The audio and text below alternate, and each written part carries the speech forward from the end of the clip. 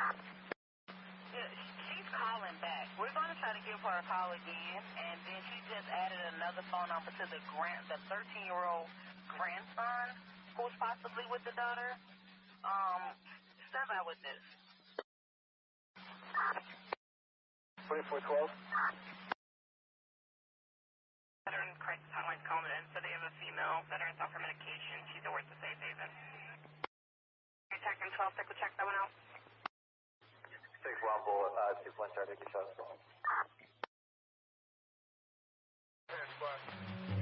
Also, still stay up the top.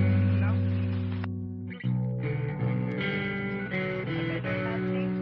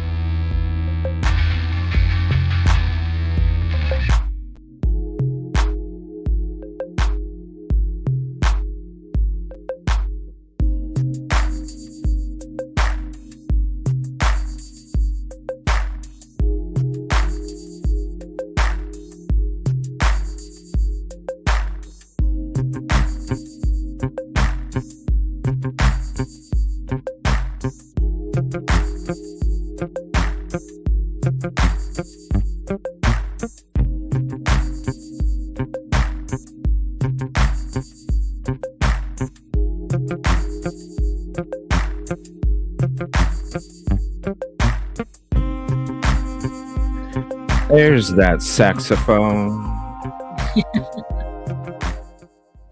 I always got to hear that saxophone first before we go live StreamYard. Hey, CJ. What's up? Dang, I didn't want to show that yet. I'm testing.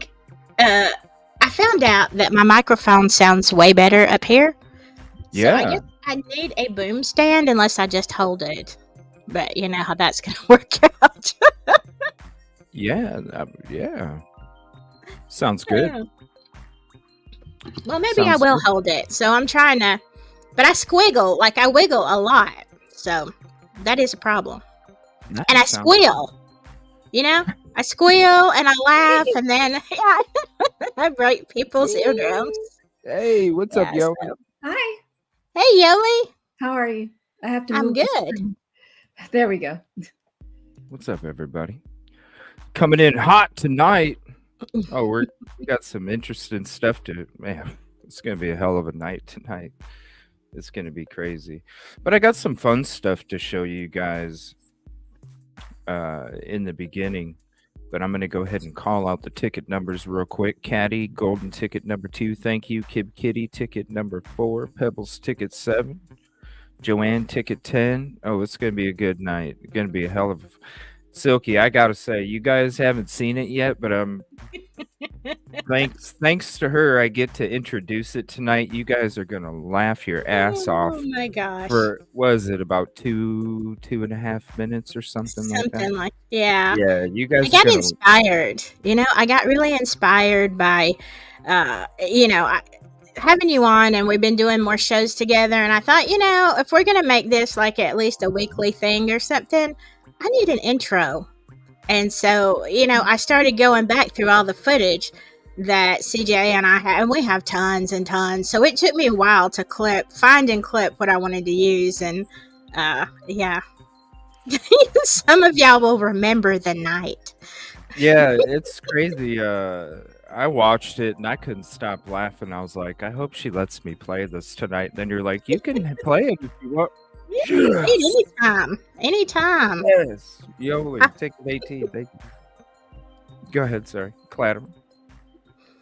No, I mean, it's just about, you're in it as much as I am, so it's all our stuff, so. It was awesome. I was like, wow, it's so funny too. Dre, ticket 19, thank you. What's up, Cherry? StreamYard's... I wish StreamYard would show more than 2 or 3 comments. It would make it really cool. Mishy Girls, Skittles. There's Detective. What's up, Beckles? Yeah, we're going to have some links for you tonight, too. Nina 16. We're going to keep going because this isn't it. I mean, I think we scratched the surface, and tonight we're kind of digging in a little bit more. I want to see the funnies. Huh? I want to see the funnies. Oh, we will. Yeah, if you're in the Discord group, most of y'all know most stuff. I'm not going to say everything, but most. What's up, Detective? Silky's in there. Thank you, Beckles. What's up, Sussin? Thank you for the kind comment there on the video. As one, how you doing? Moonlight Rays coming in. Sending love to you too. Ticket 26. Ask if you're a robot. Wow, 28. That's weird. Well, I got a video for you guys. I know there's some new people in here, and this is a video I did like a long time ago.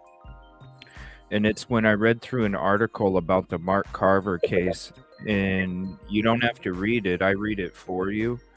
And when you hear how this gentleman was convicted, it's like this. It can be literally the same thing as BK. It's kind of crazy. I said if we had social media back when that took place, he probably would have been the first BK like BK is right now, with how similar the transfer touch DNA is and conviction and all that stuff.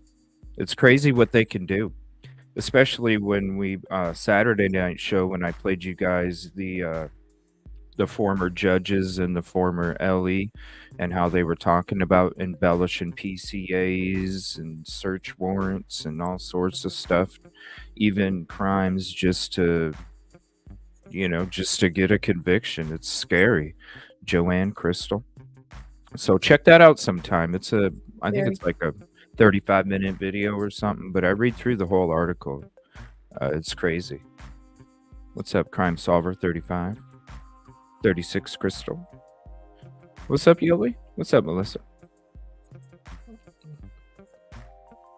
I'm just chilling to this music. All of a sudden, I just want to. I know, I love it. Well, they're for a couple months. I don't know. Maybe StreamYard had an issue with the person that owns the rights to it or something. Because all of a sudden, I had to start muting my video and stuff, quite a bit of it, because it was like copyright for a while. So so I quit using it. And then I used it over at the lounge, and it didn't hit me, so I'm like, cool, I could use it again. All right, so I'm gonna share, let me see, I'm gonna share this with you. This is hilarious. So this is this is ours. yeah, this is Silky's Silky's little video that she made. This is an intro for when we're on a show together, right? Or is it? Yes, okay. Yes. Either your platform or mine, doesn't matter. All right, let me make a layout for us here real quick, and we'll do it like that. All right, check it out.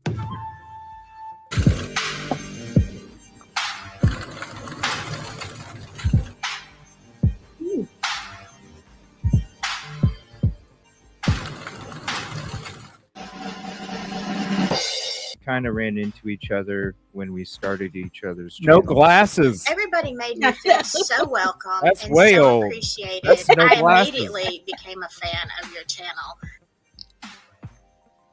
And I wouldn't be able to do it without everybody else that's part of the show. And it definitely takes a team to do a live show. Community. So many fumbleos in this. It's mind-boggling. I'm like, well, you pretty much just opened the door and said, hey, guess what? I said that last night and so-and-so's live. Okay, cool.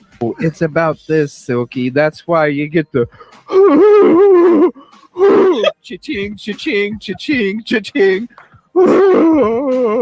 Sometimes it's your early morning shows, CJ, that you just get all worked up. Right? You've had too much Red Bull. No, I've had too much bullshit this morning. Boston, this what is Zimbify? Well, hold on. Zimbify is an immune globulin or IG. Simplify. Side effects: diarrhea. Oh, I like migraines or diarrhea. Which one? If you're talking about, explosive diarrhea is a side effect. I'm not even. Explosive. Yeah. That sounds drastic. Sound like a bottle rocket went off or something, You get the whistle with it. Yeah. Oh, give me some of that, please. Can I have a free sample? Right. But what if it doesn't cure the migraine and all you get is the side effect? So now you have a headache and explosive diarrhea. So, there's always that possibility. It would trigger me because can you imagine how much toilet paper you'd have to use for that? And then, the burns. Do you think, truly, if you are... Okay. If you are a victim of explosive diarrhea,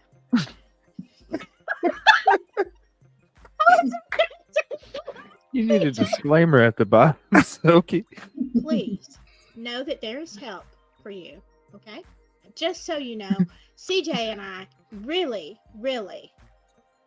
that's heartfelt. Yes. 1-800 farts off if you just want to call.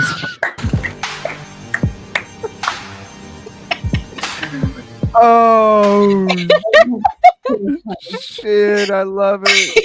I Oh. laughed so hard when I was editing it, and I was like, I think we both need a disclaimer when we do those kind of shows. I think we were doing on that one, we were doing dumb criminals of the week or something like that. And I was like, yeah, we definitely need a disclaimer when we get, and we got trolled. Oh my God, we had so much fun with our trolls. There was so much in there. It was like, oh man, some of this is just gold, but I can only clip a little bit. Oh, I forgot what really I forgot I even said it was the 1-800 fart off. Yeah.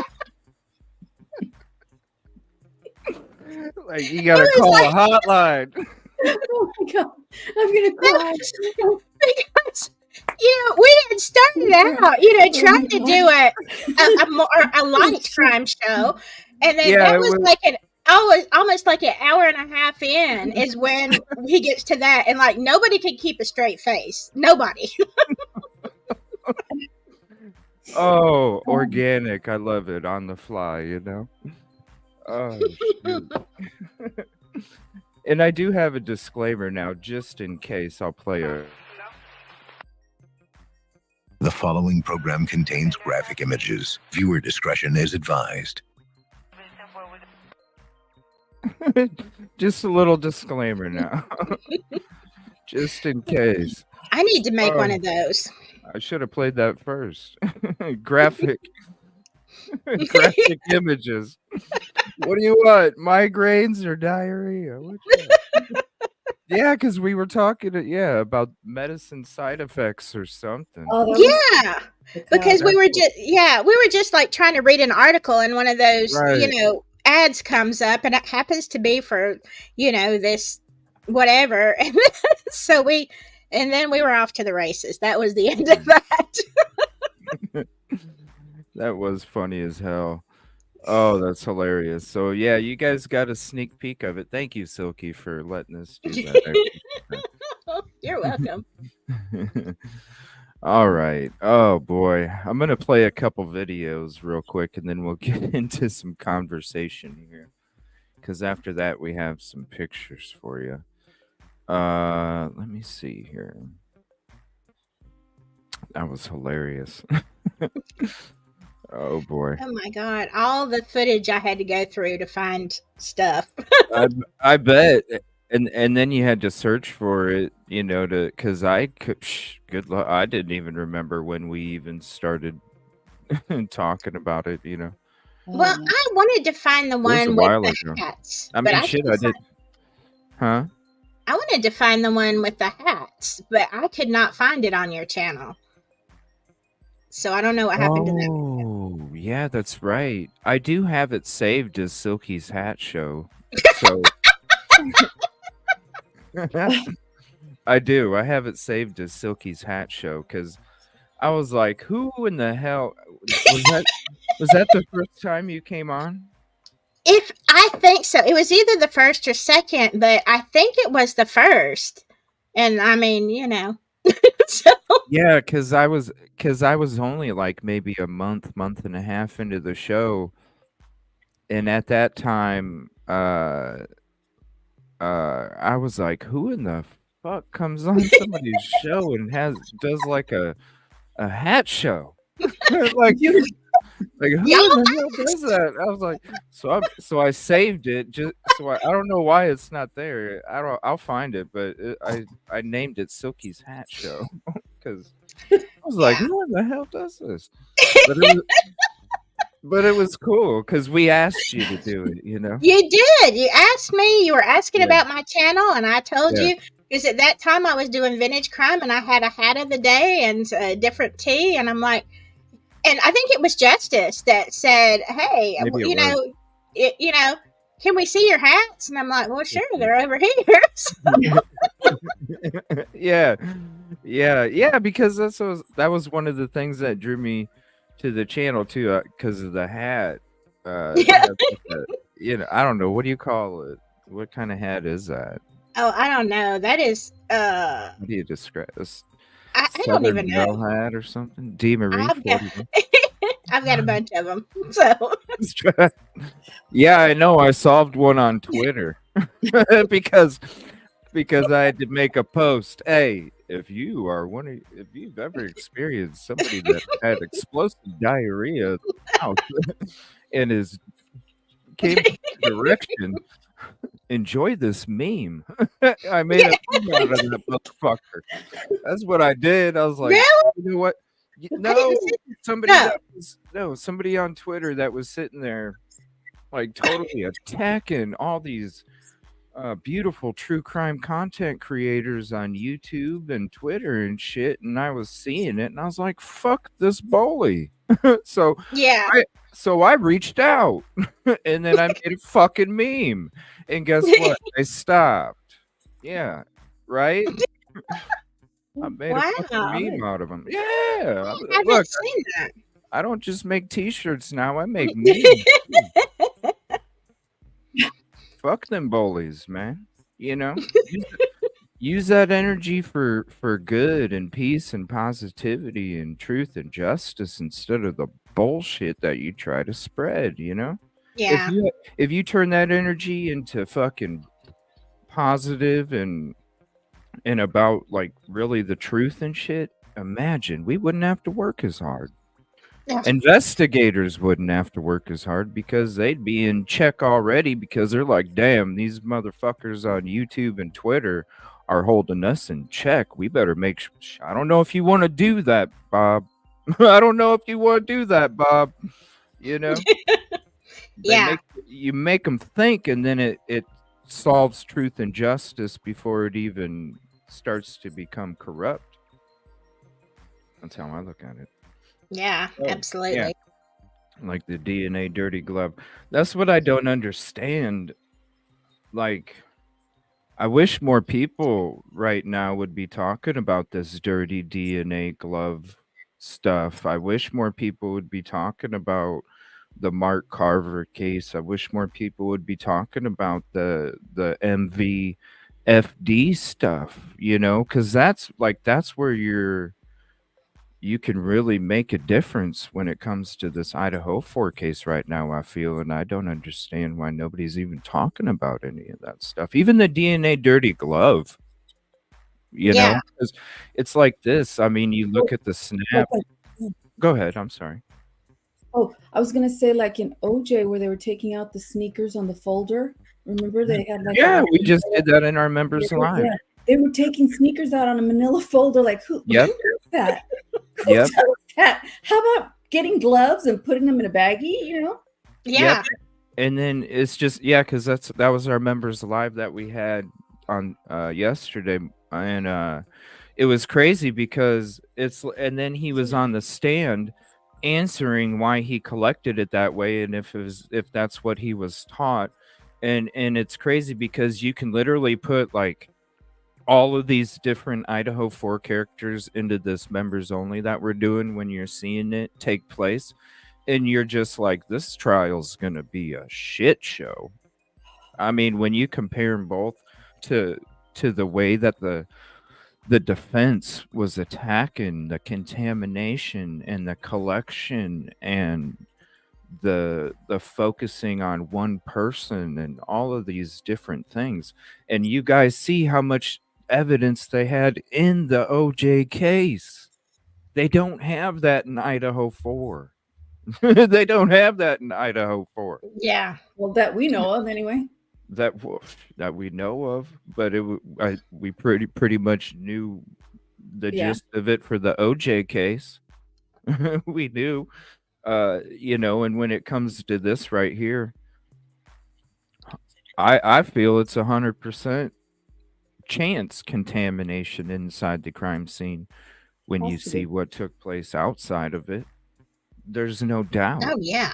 You know, and then you compare the Mark Carver case, which he shook a hand of an officer after an interview, and the officer touched the doorknob and they collected the DNA under the doorknob and blamed it on Mark Carver for the unaliving of the woman that was in the vehicle. But then 10 years later, used the same DNA evidence to exonerate him. That's not truth and justice for Steve Consalvis. That's not truth. justice for Kara Kernodle.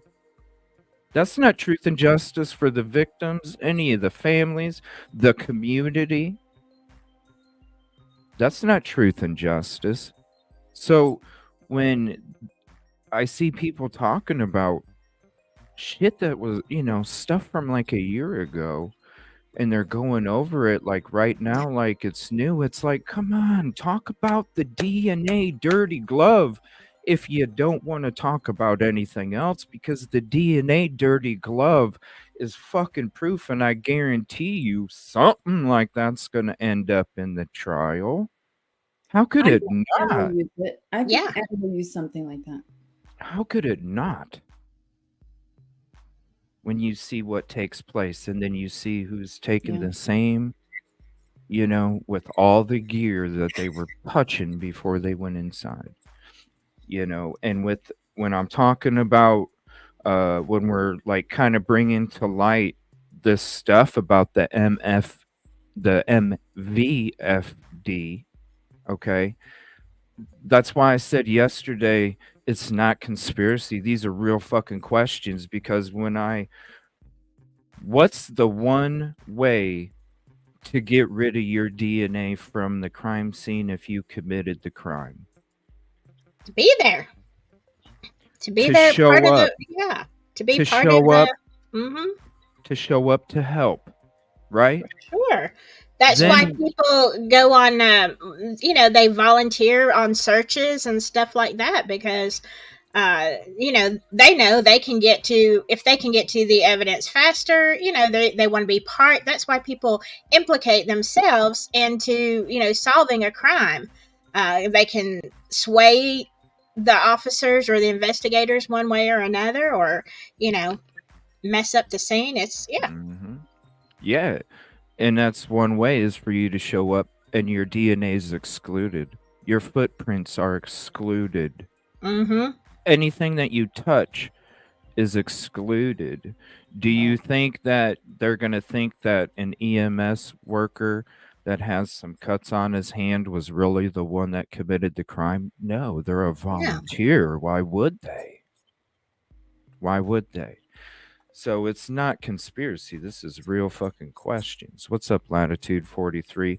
And when we show you the stuff that we're going to show you tonight, and trust me, this isn't going to be the only episode. We're going to keep going, because we're going to keep uncovering, and that's why I'm calling it Uncovering the Cover. Because when you see this shit, how could you not think? When you think about all the possibilities of cover-ups, and you think about all the delays of everything that takes place, and then you introduce this idea about this person maybe being part, it's totally, you get, that's why LE has no choice but to go off of skin cells, because the DNA that committed the crime could have been excluded already as a volunteer.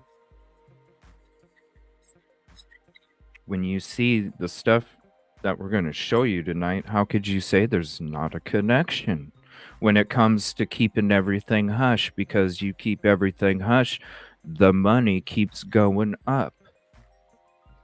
Oh, yeah. They all pat each other.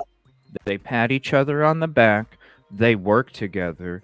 You see the same cast of characters everywhere you go, no matter if it's a class, a tragedy, or some kind of award, people.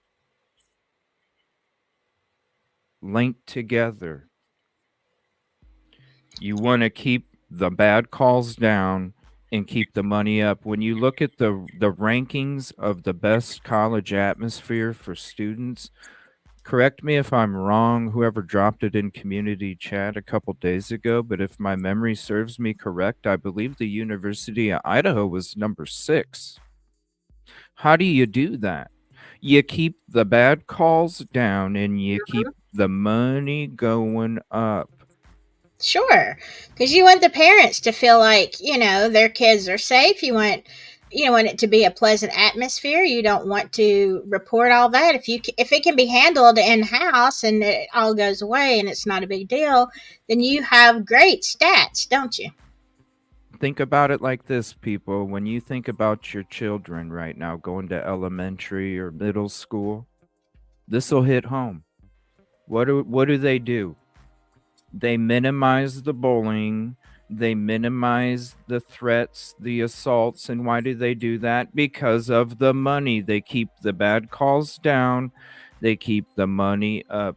It's the same thing for these universities when it's coming to this. Why do you think the university set up a headquarters at the university campus and then had teams reach out to the sororities and the frats right away? Why was that? Yeah.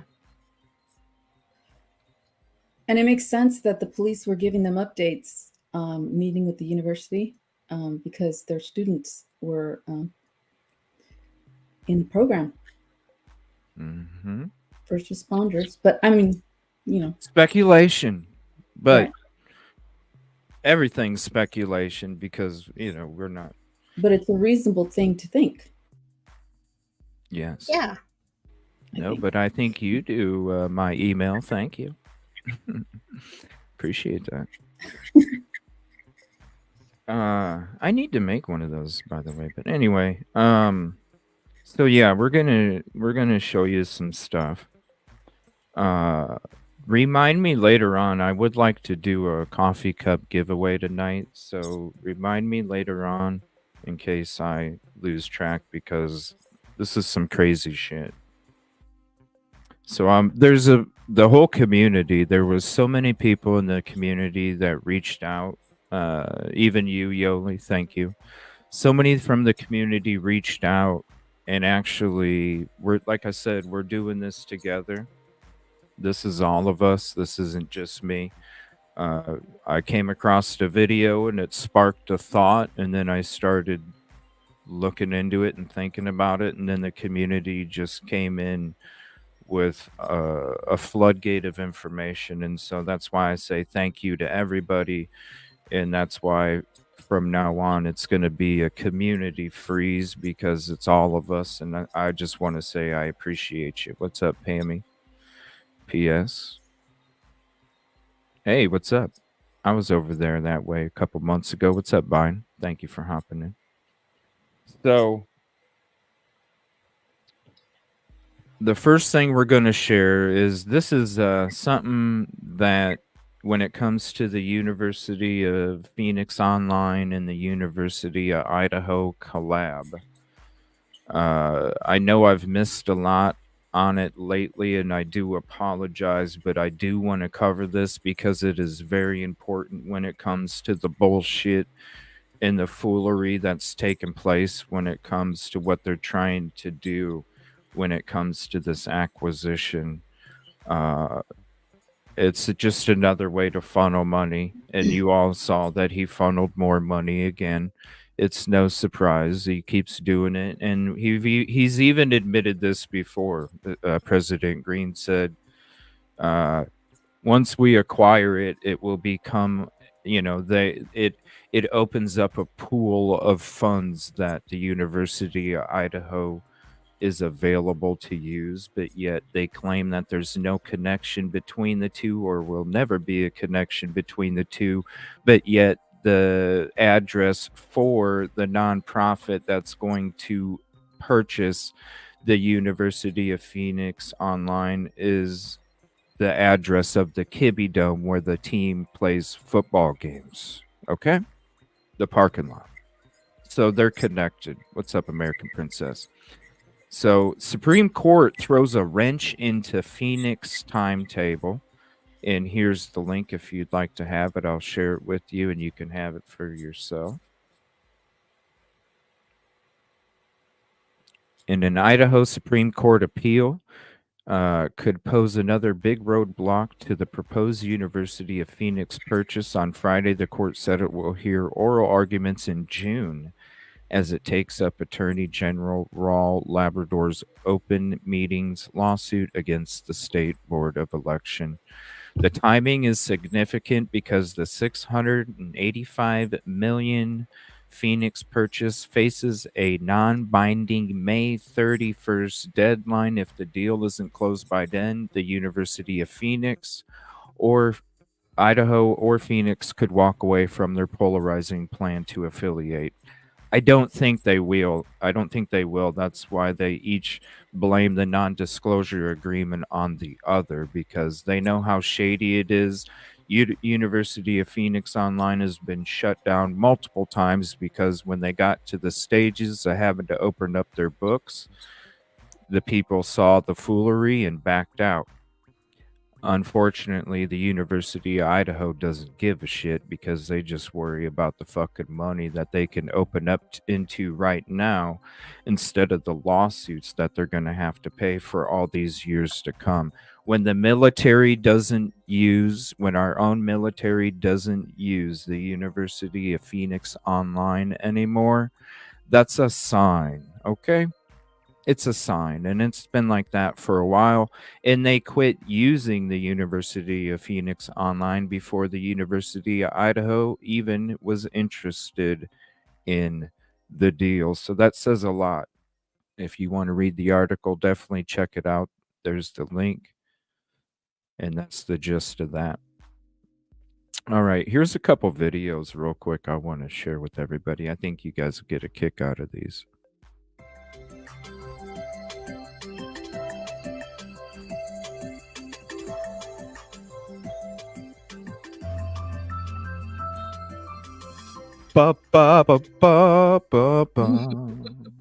Sounds so peaceful. Hi, I'm Brian Nickerson, Fire Chief of the Moscow Volunteer Fire Department, here to talk to you today about career opportunities in the fire and EMS services.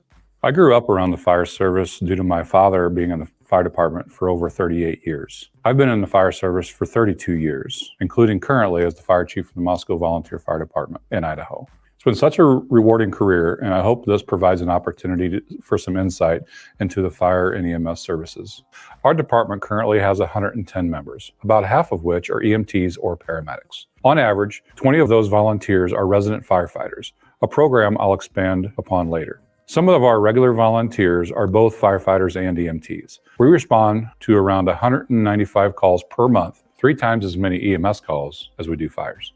Many of our resident firefighters are also EMTs, a valuable skill set to have not just as a first responder, but also member student resident program. This is what he's talking about, everybody. So a stepping stone to go from being a volunteer to a paid member of a fire department. Resident firefighters are full-time college students who are provided training, education, and housing in exchange for responding to calls as a volunteer for the Moscow Volunteer Fire Department. Come on, dude. You're reading off a piece of paper and you only had to remember a couple paragraphs, man. Come on. You got the power of edit. You know what I mean? You got the power of edit. That might be too difficult, CJ. Come on.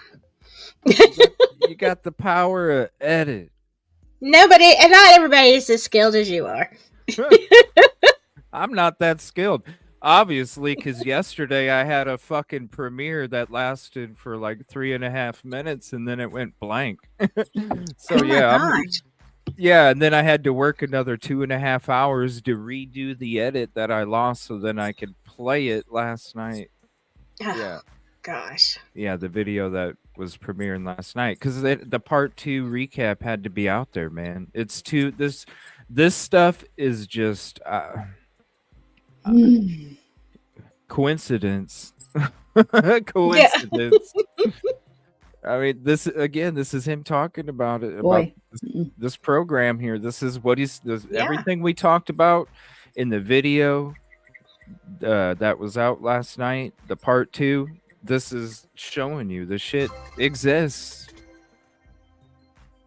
Massive department too. Hi, I'm Brian Nickerson, Fire Chief of the Moscow Volunteer Fire Department, here to talk to you today about career opportunities in the fire and EMS services. I grew up around the fire service due to my father being in the fire department for over 38 years. I've been in the fire service for 32 years, including currently as the Fire Chief of the Moscow Volunteer Fire Department in Idaho. It's It's been such a rewarding career, and I hope this provides an opportunity for some insight into the fire and EMS services. Our department currently has 110 members, about half of which are EMTs or paramedics. On average, I'm sorry, that's even worse.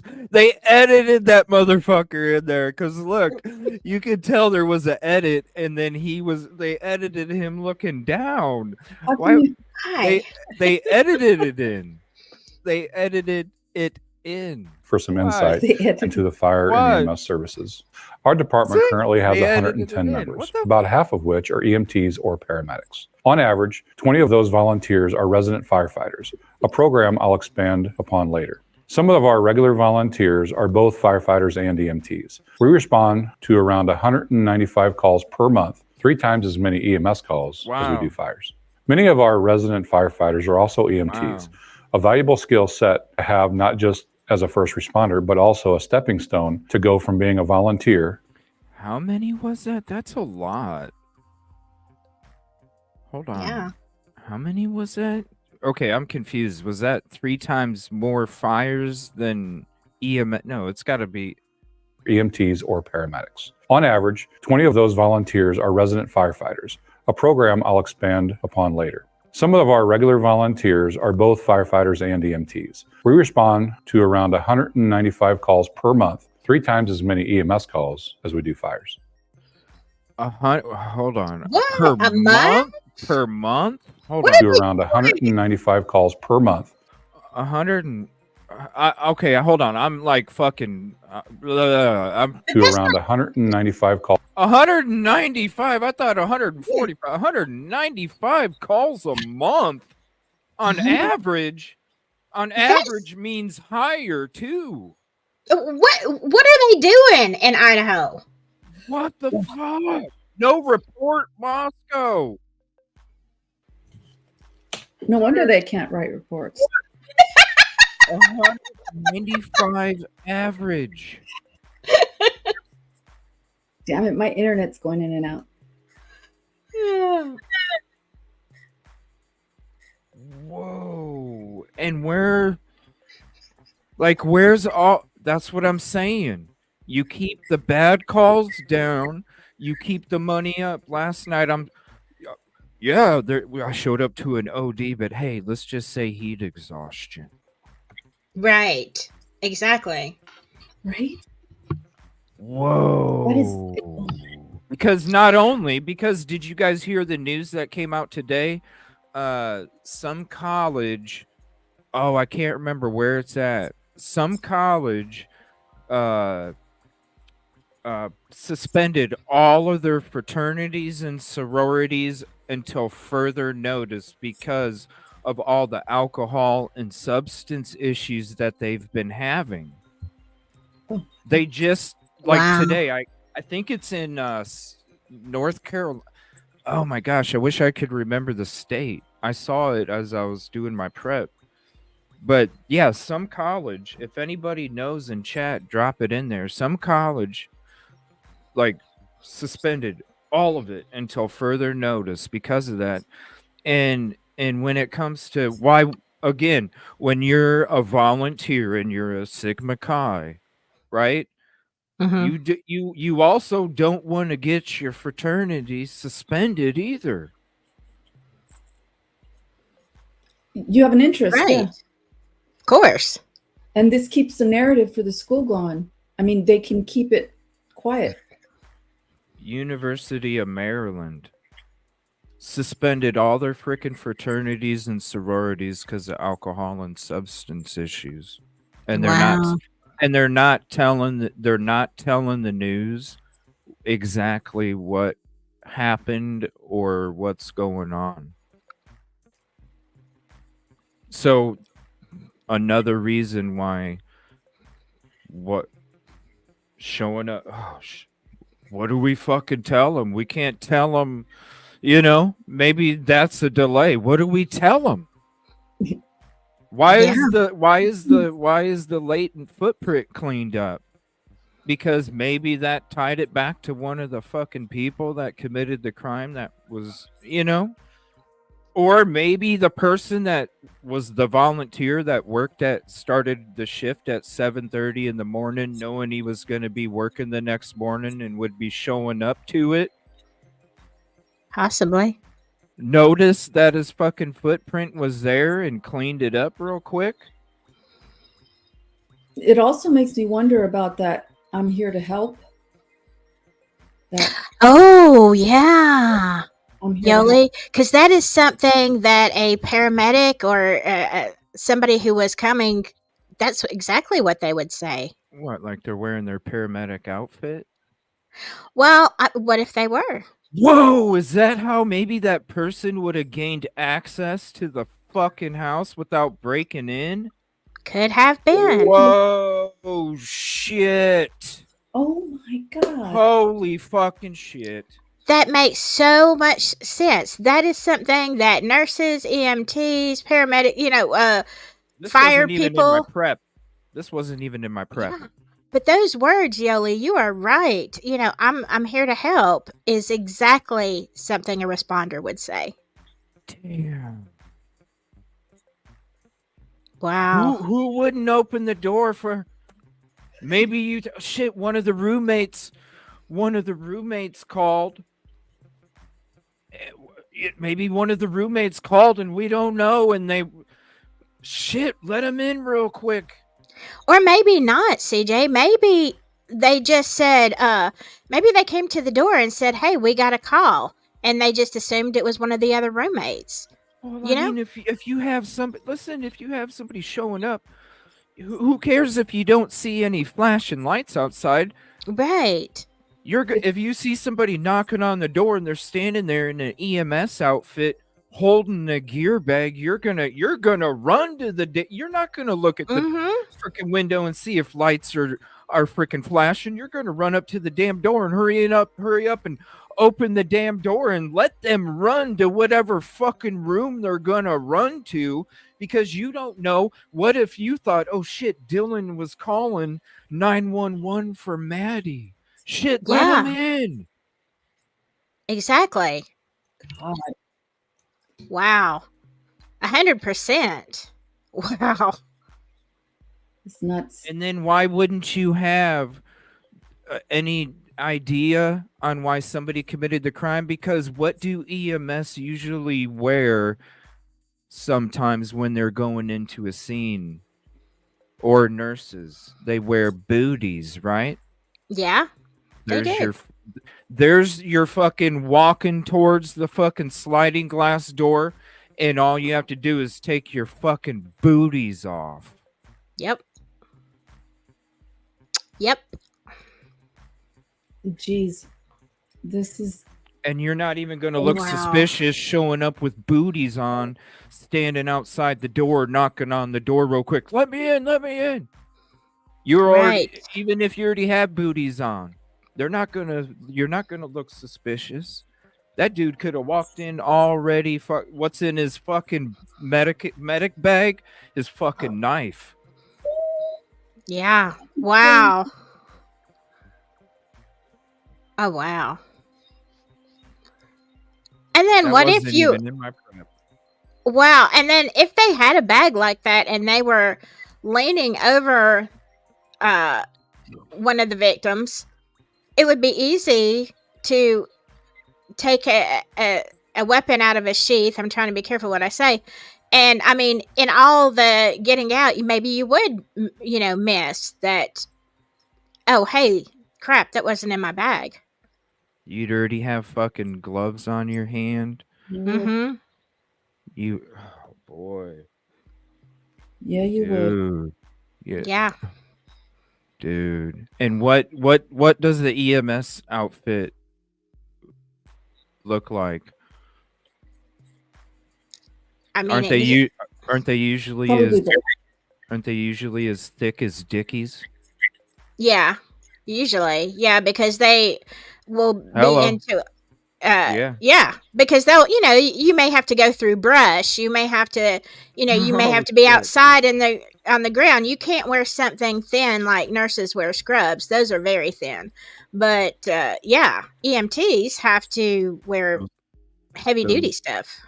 those high fiber uniforms. Mm-hmm. The high fiber heavy duty. They're usually black and blue. Yeah, that's what I'm saying. High fiber heavy duty. You already have gloves on your hand. You have booties on your feet. They're gonna open the fucking door and let you run to whatever room you go to. And you know what? Wouldn't this be crazy? Wouldn't this be fucking crazy? What if they fucking went up? They let this person in. What if this was them letting them in? DM or whoever lets them in. They go upstairs first. They commit the crime. They come downstairs. All of a sudden, because they hear a bunch of noise and all this other stuff, and then they come back downstairs. The knife's back in their medic bag. They're like, "Oh my gosh, that's why they called 911." And he's running to the other fucking room, and they just run in their damn doors because they're like, "What the fuck?" Wow. There's your fucking 8 minutes.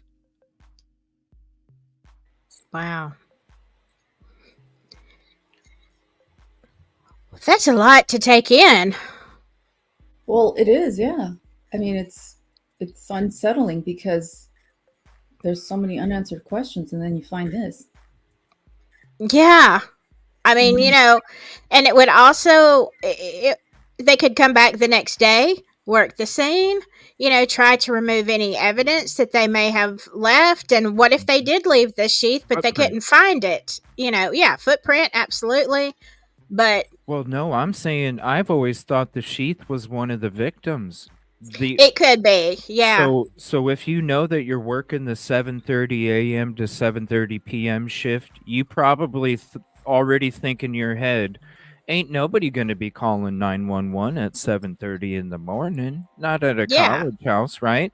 So I'm good. I'll already be on call when the call comes in to show up. Yeah. And then if I get my DNA to be excluded as a volunteer responder, well, then the only thing Ellie can do is go after skin cells on a button snap that could have been bought from a damn pawn shop.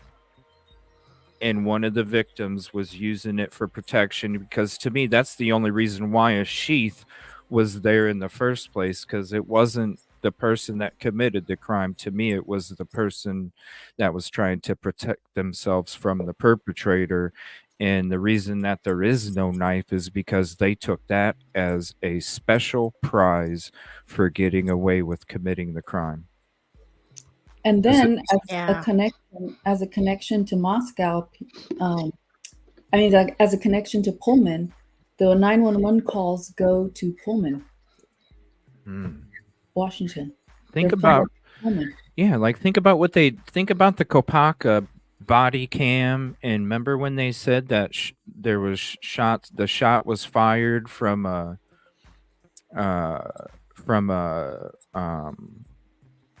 WSU campus, but then you go to dig into it and you're like, wait a minute, this dude isn't just from a SWAT.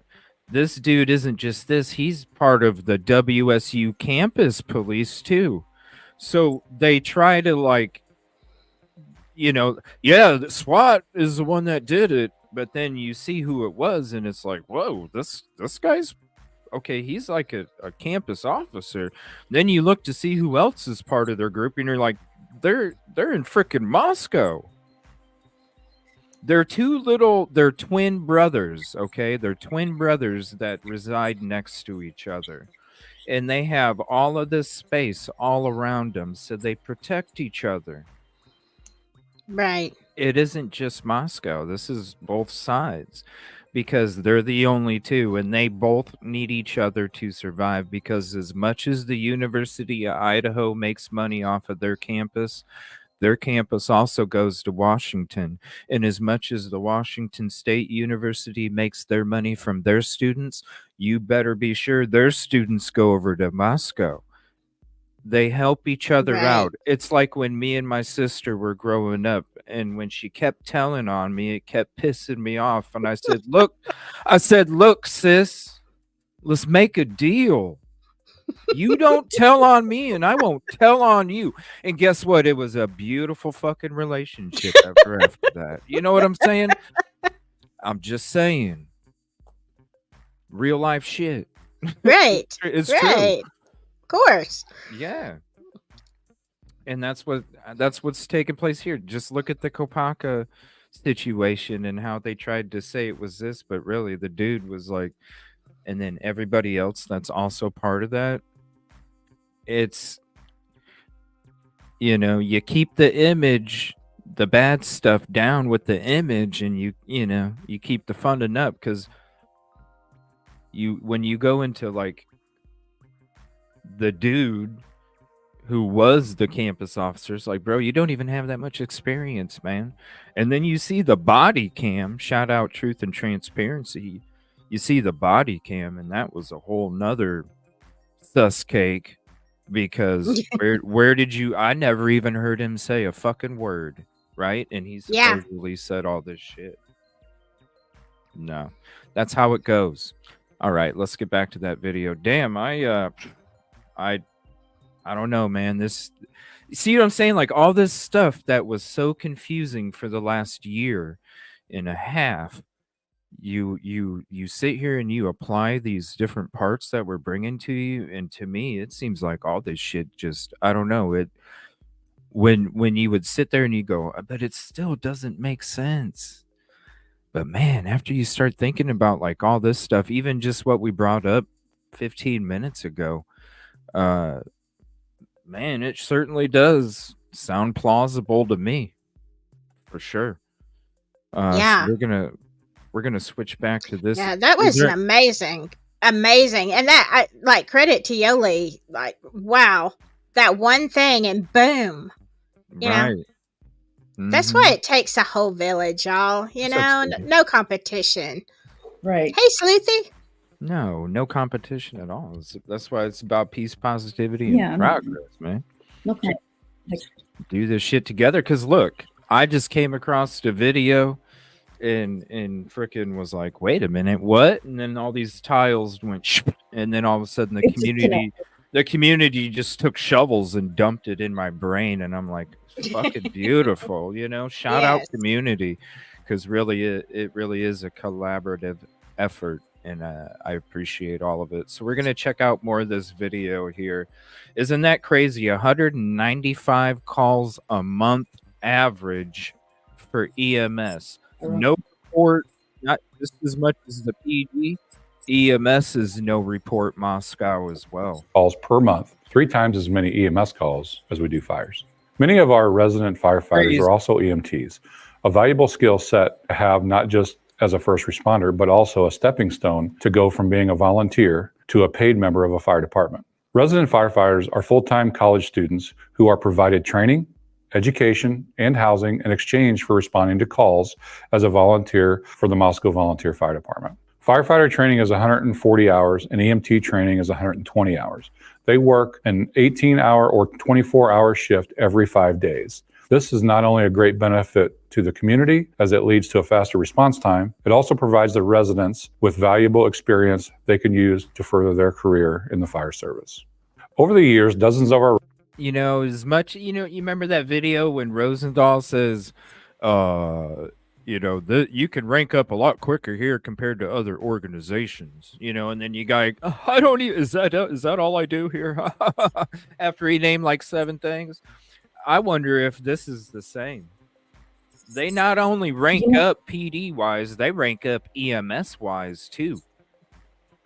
I just noticed something, the suspenders that they wear. I remember there was a guy that had the sign that was moving the sign. I thought he had some kind of like strap, like a suspender strap. Oh, in the body cam or whatever. With Jesus sweater? The guy that had the thing on his head. The big lump on his head that was supposedly 3 weeks old, but it's like, bro, you just had that happen to you. What are you talking about? Everybody was asking, what is that strap? Really? Anyway. I don't know. I didn't look too much into those characters. I did. I wanted to. We just never got we started to do the body cam shit, and then I think the fire happened, and then trips and all this other stuff. Well, just keep that in mind. Yeah, I will. Experience they can use to further their career in the fire service. Over the years, dozens of our resident firefighters have graduated the program and found jobs as a paid firefighter or an EMT. In some cases, a member might want to get their paramedic license. If that person meets the requirements, the department provides an opportunity for paramedic school, tuition assistance, provide field training, as long as they can commit to 3 years as a volunteer within our organization. As I've said, we here at Moscow are a strictly volunteer department, except for 7 full-time paid staff. 5 of those started out in volunteer organizations.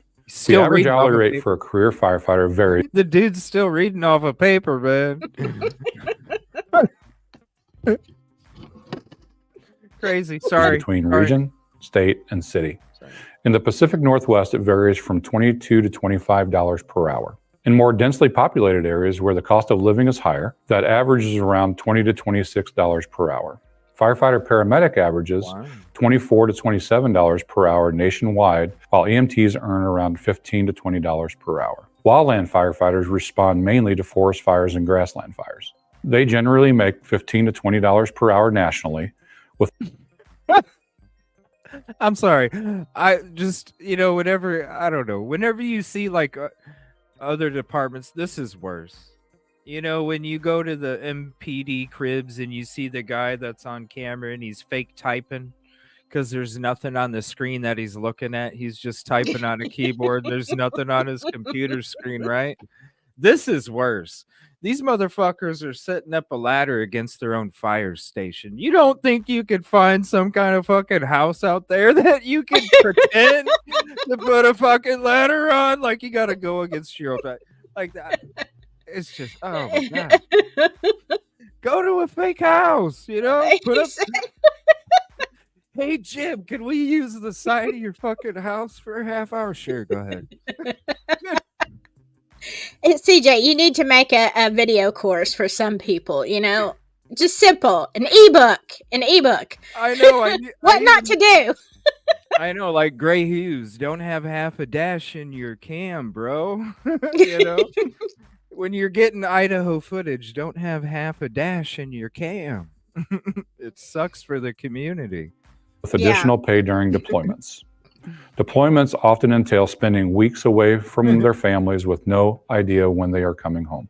When not responding to fire or EMS incidents, typically a day includes truck checks, training, and station duties. You may be asking yourself how to best prepare to be a volunteer or apply for a resident program like we have in our organization. The first thing is to hone your communication skills. All first responders need to be able to communicate clearly, both in writing and in person. Yeah, that means if you don't do it my fucking way, get the fuck out of here. Yes, sir. Because that's how it goes. That's how it goes over there. I mean, you hear all these stories, about people that bad experiences, I'll just say, and it's all the same. You're not living the way that they want you to live. And when you go against the grain, that's when, you can either go against the grain and be one of the few that's constantly harassed, or you can go with it and watch your ass get all these awards. Just wait to see who else has an award when it comes to volunteering. Just wait. You'll write a lot of incident reports and need to relay important information. I think he was hosing down that car. Huh? Like when the hose, can you back it up just a little bit? There's a car passing. He's writing. He's hosing the trees, and then there's a car that passes. Yeah, but then there's a car that's I think that comes by. Something goes by there. Like they're getting hit. Again. Call. Show. It's like call Jim, ask him if you can use his backyard for a half a fucking hour, Yeah. It's fucking Idaho. You can go out in the middle of nowhere and have fucking fake fire too, and put it out with a fucking coat. Just water the bushes, guys. Outside the fire station. Yeah. Look what we can do. Let's kill the bushes with some high pressure. Yeah, I want to know what gets hit that drives by, though. I'm like, if I was driving past and I got ambushed with a fireman's hose, I'd be like, what the crap? This is 2 years ago. We need to go on a Google guide trip and see if any of these trees died from the process of this commercial. Oh my God, it's silly. How many trees survived this fucking hosing? I bet you one of them's gone. I bet you one of them. Boss, I don't know what happened to that tree. It just gave out.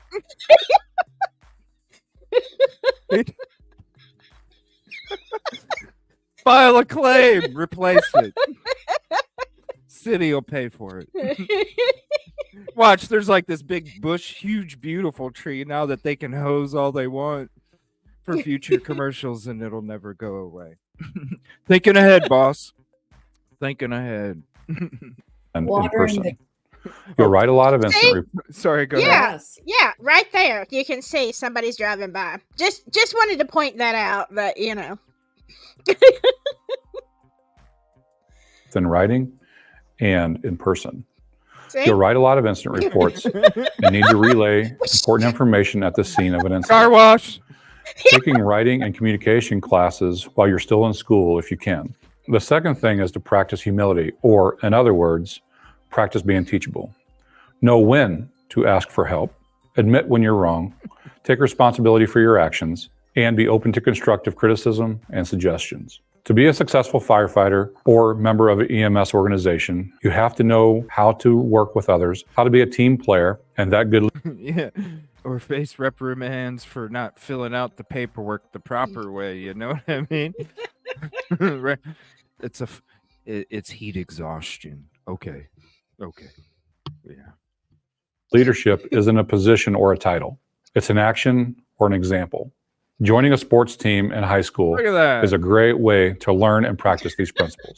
In closing, I'd like to say that being in the fire service is one of the most gratifying. That's as far as you can shoot it. Spraying the whole. Oh my God. Look, Mom. We lost CJ.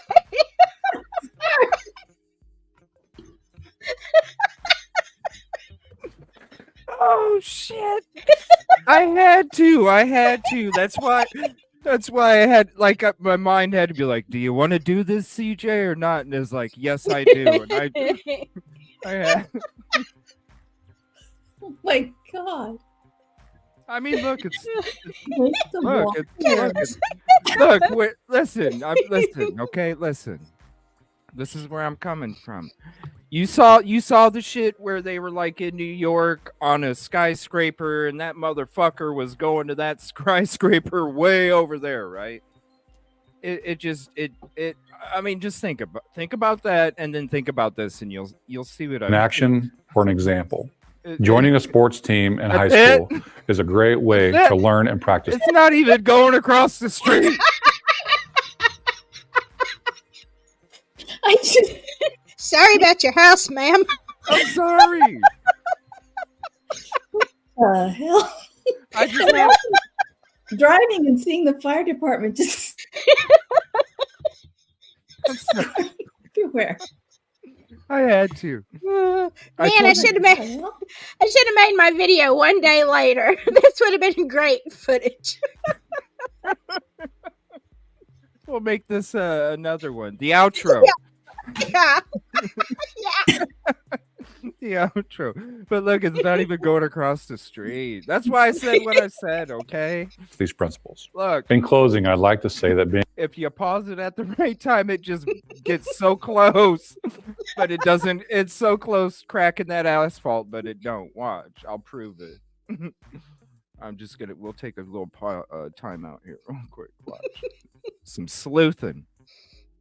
All right, let me get rid of this real quick so you can see what I'm talking about here. All right, we're going to do that. We're going to get rid of the banner, and then I'm going to make this full screen. All right, this is what I'm talking about. Watch. Because it reaches the edge of the asphalt right before. See? Yes, Right? oh See my what I'm saying? gosh. It ain't cracking the fucking asphalt, yo. This is, I'm telling you, this is the shit I see, okay? I was like, it didn't even reach the fucking other side of the fucking road. Do you want to bring it up, CJ? Yes, I do, CJ. Pause.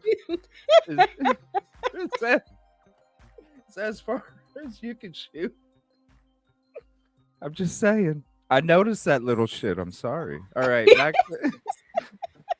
back to here we go. Back to your regularly scheduled programming.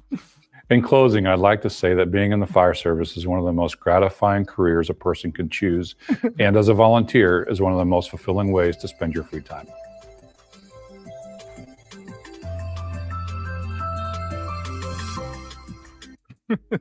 Okay. I had no idea. I don't watch these. Okay, here's another one. Oh, good.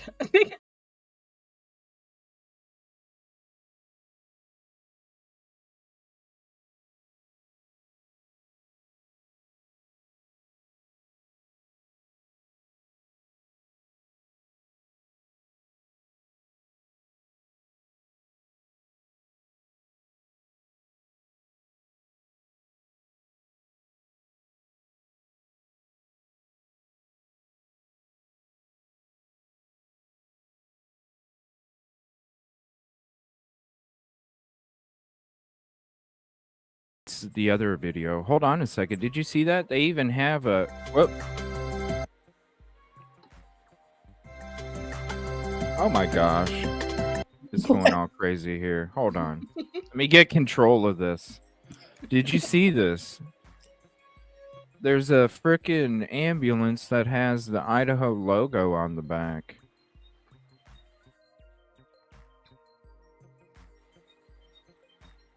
Where'd it go?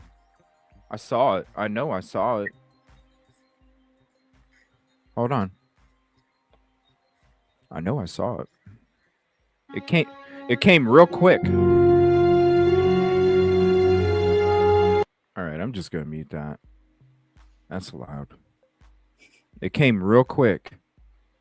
I thought it was right at the end there. Yeah, there's a lot of I'm going to go through the other stuff we went into.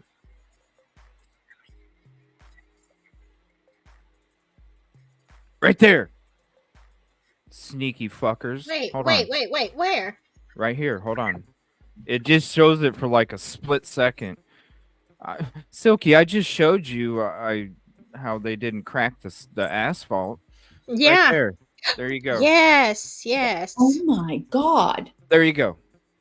I knew I Wow. saw it. I knew it. Man. They even have their own damn logo on the back of that damn thing. Can't get nothing by CJ. Oh my God. So these guys are driving ambulances and stuff? Yeah, it's got their logo all over it. Look at the sides. Okay, look at what they're wearing. Here, I'll zoom in on it. Look at what they're wearing. CJ, black pants, black. Is that a hoodie or is that just a shirt? But one's a sweater. One's like a windbreak type. What's that cloth? Like the golfers wear. You know, if you not a windbreaker, but it's thicker than that though. But it's like that it's that thick. It's thick cloth, but it's that no sweat, like Under Armour stuff. And then the one next to it is like a thick sweater. That's like a sweatshirt. Has a little zip. They all have zip pockets there. I wonder if they have an alternate hoodie for when it's really cold or snowing or stuff like that, though. Of course. They would have a like a Carhartt type jacket, I would imagine. I was just thinking about the description, you know, guy in a black hoodie, black pants. See what I'm saying? Clad in black. Mm-hmm. Yeah, let me zoom in on this for you guys real quick. Look at this. This thing is all decked out. Look at that. Even the side is gold and black. They got Moscow on it, and they even have the Vandal logo on the side of it. This thing is decked out. I mean, and even if that is navy blue at night, you know, especially it would look black. Yeah. So you can see how thick that sweater is. That one's like a... But still, yeah, if you had some thick pants, you had some thick work pants, you had a uniform, your jacket is going to be a uniform too. Maybe you couldn't tell because you're too freaking scared to notice any insignia. Sure. Or who's going to think anything? I mean, how these cops were showing up in black poofy jackets. You know, who's to say that the person didn't have their jacket opened enough so you could see the EMS shit, and they, you know, you just need to see the badge on the front and you're going to, especially EMS. Police, no, you're not. You're going to open the door and not expect them to come rushing in. EMS, you are always going to think EMS is going to come rushing in, especially if you have other roommates and you don't know what could possibly taking place. Exactly. Let me see here. So here's this again. I'm going to share it with you guys, and then I'm going to show you some other stuff here. So I'm going to share all these links with you guys. Shout out to the community. Thank you, everybody, for sharing these. Here's this. This goes in detail about the program. It starts the August 2024, so it does start for the new year. That's when the academy starts. That's when you do your complete fire academy, complete driver operator training, and cover shift every 5 days. So I bet you it ends probably a week. When does the semester start for the University of Idaho in 2024 fall? I bet you it's only a couple week program, because you're not like actually, you know, it's no report Moscow. You're not actually going to, you know. Well, it may last the whole semester though, but I mean, I don't know. Here our semesters go from, you know, the beginning of August to the first week of December. Whoa, be enrolled in... No, you have to be enrolled 12 or more credits and maintain a 2.5. Damn, that's pretty... That's damn. low. A C plus? A 2.5. You got a C plus? You got to be enrolled, but you don't have to be that smart. Dude. What? We'll take anybody. Rank up. Yeah, because they need people that'll go along with the line that they want you to tow. Let me see what they ask. Let's see what they ask. We never got into this yesterday, and I never even thought about it. Let's see what they ask. First name, address, driver's license, reliable vehicle, able. When are you available to respond? You know they're all going to put every fucking box except for maybe holidays, and they already know that the holidays are the 2-week break that they have here and there, and that's when the regular EMS workers are pulling the 2 week straights, you know, because every job you work at, there's a time period where you got to pull in a whole shit ton for, you know, whatever, whether it's downtime or, you know, change, new year, whatever. Do you currently reside? How many years how long do you plan on living in Moscow? Interesting. Why would you? I've never seen that. Have anybody ever seen that on an application? How long are you going to live here? I think because they said in the program like 3 years, or they want you to do 3 years. Isn't that what that guy said that was reading from the paper? Is that what he said? 3 years? Yeah. Let's see. Do you have certification? Have you taken a class? firefighting experience, and obviously felony. Volunteering with the MVFD requires a significant commitment of time on the applicant's part. We are a proud and dedicated group of community members responding to more than 2,800 medical and fire calls each year. Volunteers are required to participate in monthly meetings and trainings in addition to 24 hours of shift coverage a month. Weekends. Hello. The work can be physically demanding and emotionally challenging. It is often a thankless job with few tangible rewards and significant training and participation requirements. For all our members, the rewards of serving our community and helping with those in need motivate us to volunteer. Please keep Moscow safe, right? Please consider the significant time commitment involved before submitting your application. Damn, we don't want people quitting. Driving, just regular questions. Yeah. I am available at least 24 hours a month for calls, meetings, and trainings as per the policies and procedures of the MVFD. Man, 24 hours. They push that 24 hours too. They probably want you to be ready to work fucking 12-hour shifts, on the weekends. And then you got people calling off because they're volunteers and it's college. So, they're going to call off, right? And then sometimes them EMSs are going to have to pull 24-hour shifts.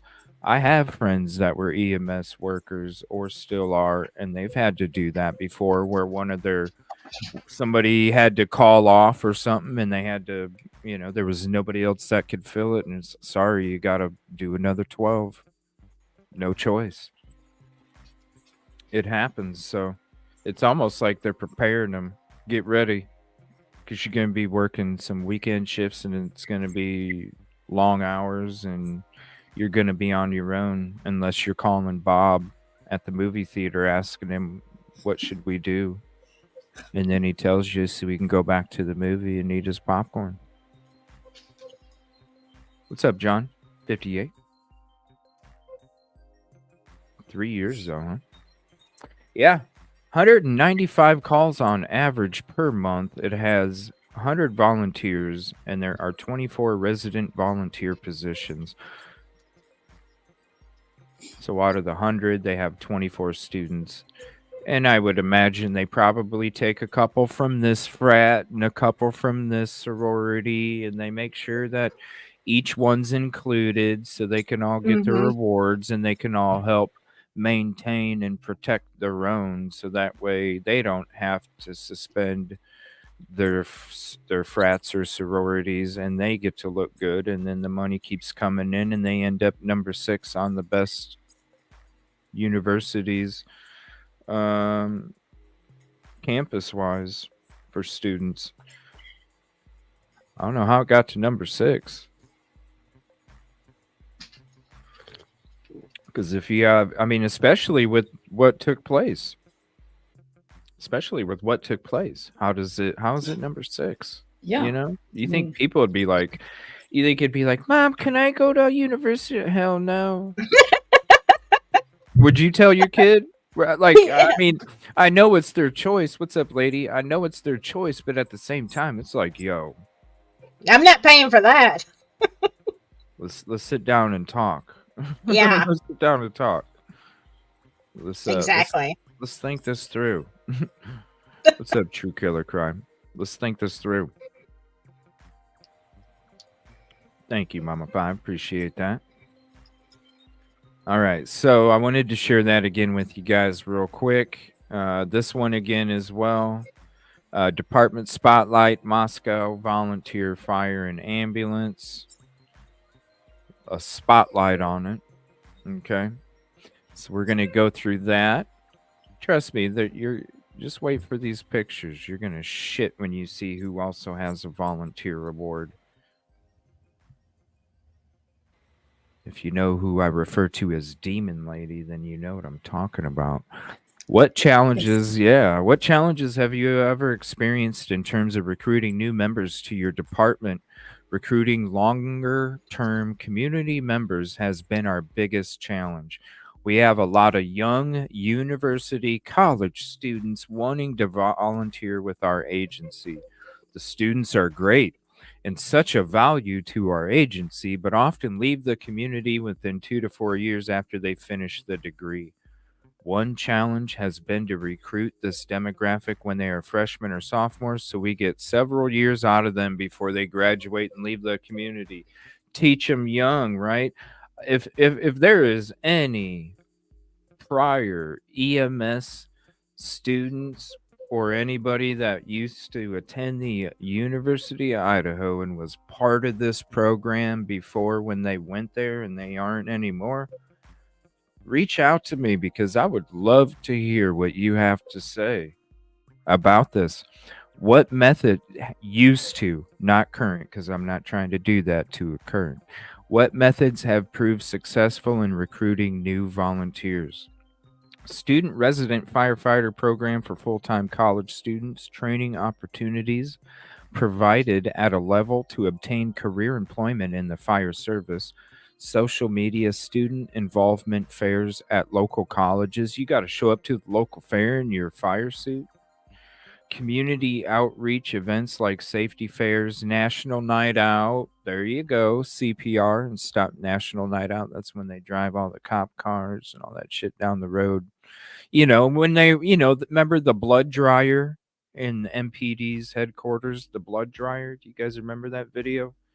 The blood dryer, and they had a bin on a shelf right next to it, and it said National Night Out.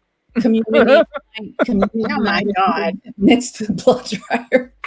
It did. Remember? Next to the blood dryer, if you guys... Yeah. I missed that one. Yeah, next to the blood dryer, there was a shelf, and on the shelf, it had like a piece of tape taped on it, and it said National Night Out. It was a bunch of items that they hand out for the National Night Out. Sorry, it just made me think of that when I saw that National Night Out. It just made me think blood dryer. And you have to go to the conference room to get to the blood dryer. Yeah.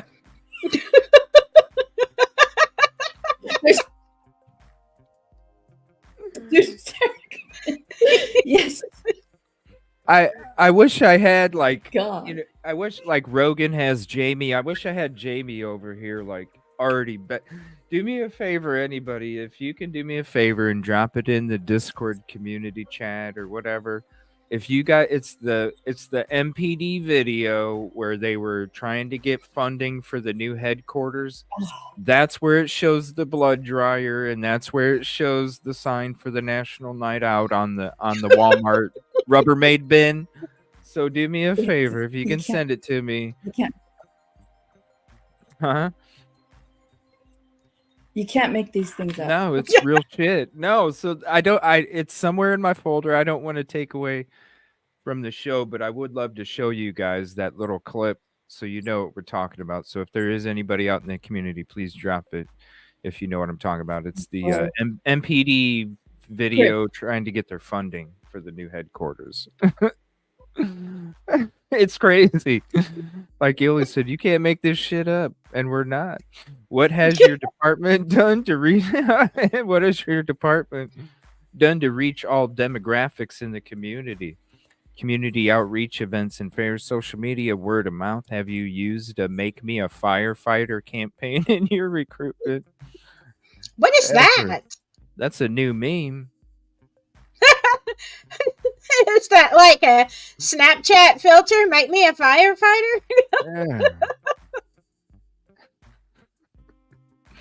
Make me a something. Just wait. It'll come to me. I'm going to have something. Make me a something. I already had another t-shirt idea I wrote down a minute ago. So that, and one from last night. So more recent. Because one of them's for the community, though, because last night in the show, I kept typing "team makes waves," and that is one shirt that I want to do for just a shout out. It's like a community shout out shirt because us as a team, we make waves in the ocean of truth and justice with all the hard work. And so I do appreciate it. And it just made me go, I need to make a t-shirt, just like a community shout out t-shirt. Team makes waves. More recent emphasis on peer support and mental health resources. We have a dedicated psychologist. Is that who went and helped talk to the students too? Probably. Ooh. We can connect volunteers with immediately if needed, and he also has given department trainings on PTSD. Who is this guy? Whoa, listen to this. I bet you this guy, holy shit, I bet you this dude, whoever it was, I bet you this dude had a humongous help in getting information. Listen, sorry, go ahead. No, Reed, go ahead. We have dedicated psychologists we can connect volunteers with immediately if needed, and he also has given department trainings on PTSD and resiliency. We have provided CISM training, QPR, and mental health first aid classes to our volunteers. Who the hell runs that program? I bet you he was part of the team that went to all the... Absolutely, it has to be. I mean, it only makes sense. Who else would do it? And what is he? Is he like President Green's right-hand fucking man, too? The city of Moscow supports the volunteer agency with administrative staff to help volunteers through onboarding, training, equipment, and general support. It allows for more consistent follow-through with new volunteers and allows our volunteers who signed up to volunteers, firefighters, and EMTs to actually be first responders and not agency administrators. Whoa. They want them out there handling fucking calls ASAP so they can sit there and do their job from 7:30 in the morning until 4:30 in the afternoon, Monday through Friday, and don't have to work a lick on the weekends, because every other shift besides 7:30 a.m. weekdays until 4:30 p.m. weekdays, right before it gets dark in Moscow, it's all student volunteer firefighters and EMS. This is fucking nuts. When does all the stuff usually happen with students and frats and all that other stuff? On the weekends. At night. At night on a Tuesday night, Wednesday, Friday.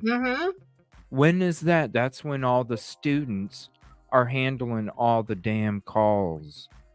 Right. And they want them out there ASAP. Let's see, provide housing for students. So if you're a volunteer, you get provided housing too. What that free rent? Yeah. Why wouldn't you want to be a freaking volunteer? You get free rent. And then guess what happens? If you don't correct your fucking report, your ass is moving out of your fucking house, bro. Yeah. I mean, that is an excellent way to keep control of everything and everybody. Wow. You can't make this shit up, right, Yoli? Oh my gosh. Social gatherings and fun team building trainings like laser tag and escape room. Escape room? Oh my God. Zip ties? What? Jeez. No, I'm just saying. Escape room, subtitle, zip ties. Y'all know what I'm talking about. Zip ties. Yes. What? Yep. Escape room. Wow. Dude, this is crazy. What tips or advice do you have for departments that are struggling with recruiting and or retaining volunteers? Have dedicated people to support volunteers through onboarding, to consistently check in with volunteers who are not meeting training or call volume expectations and to provide encouragement. Call volume expectations. You need to have a certain call. Yeah. Like, wow. what? So what are you gonna do? Hold on, do they just show up at fucking houses like MPD? I don't know. I mean, I wouldn't think they could. I don't know. That's weird though, because I mean, I understand the police have volumes because, you know, we know people are out there committing crimes and you should have a quota. Right. But you're going to count on expectations 27 people having a heart attack? Exactly. What? Helps retain volunteers. Yeah. You're not meeting our training. Listen, you're not changing it from a fucking OD to heat exhaustion. Listen, you're not going out there, you know. Right. So true. Is that because if you don't have, because if you don't meet this call volume, guess what? You don't need to be funded as much, do you? Right. You don't need to be funded. You don't need that 4th ambulance next month. Shit, you don't even have people to be in it. You guys you don't even barely get it. Wow. Politely and tactfully invite volunteers to resign if they can't meet basic training and call participation requirements. We're not we're not firing you, but we're fucking firing you. You know why? You know why? So you can't collect unemployment. So you can't collect unemployment. How many people have politely and tactfully been uninvited to stay at your job? I mean, does that really happen? Is it like, gee, we hate for you to go, but get your stuff and get out. I mean, you know, like, is it ever polite and tactful? I don't know. You need to resign. Not to the person who's getting canned. Listen, James. Listen, James. Things aren't going good right now, okay? You're not meeting the quota. You're not really following the paperwork. Your terms are not even the terms that we consistently use. You know, you're using too many shock words, and we got to have our paperwork. Oh, I'm sorry. What? I'm fucking firing you. That's what I'm doing. But I'm not firing you. I'm asking you to resign. So will you take this invitation? Okay, good. Because now I can ask how you really fucking feel for honest feedback. And then I'm going to collect an exit survey in person or via email in case you walk the fuck out for the volunteers that leave. Yeah, that's what takes place. Wow. Yeah. Wow. This is... Oh my gosh. This is too much. This is just... Look at the... All right. Guys screaming over there. This is too much. This is crazy. What the hell are they doing over there? It sounds to me like it's just like MPD, for real. It sounds to me like it's MPD, and I didn't even... Who would have thunk? Who would have thunk? You know? Yeah. Wow. Especially with the shit we're talking about right now. Like, I'm surprised that I didn't even think about it before, honestly. I'm surprised nobody's ever talked about it. Because really, if you think about it, it makes fucking sense. Yeah, this is a whole new rabbit hole, a whole new can of worms. It is. And people are talking about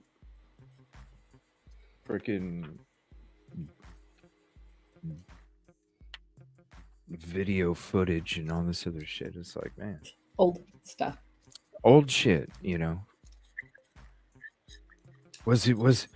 could he be framed?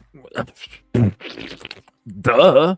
Like, we've been talking about that shit for a fucking year and a half. Like, what, you know what I mean? Talk about the DNA dirty glove. Could he have been framed? Yes. Hop in the show, catch up. Moscow volunteer, fire and EMS.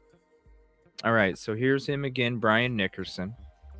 And basically, it's going to tell you he was honestly, he's probably reading off the website when he was telling you about all the interesting.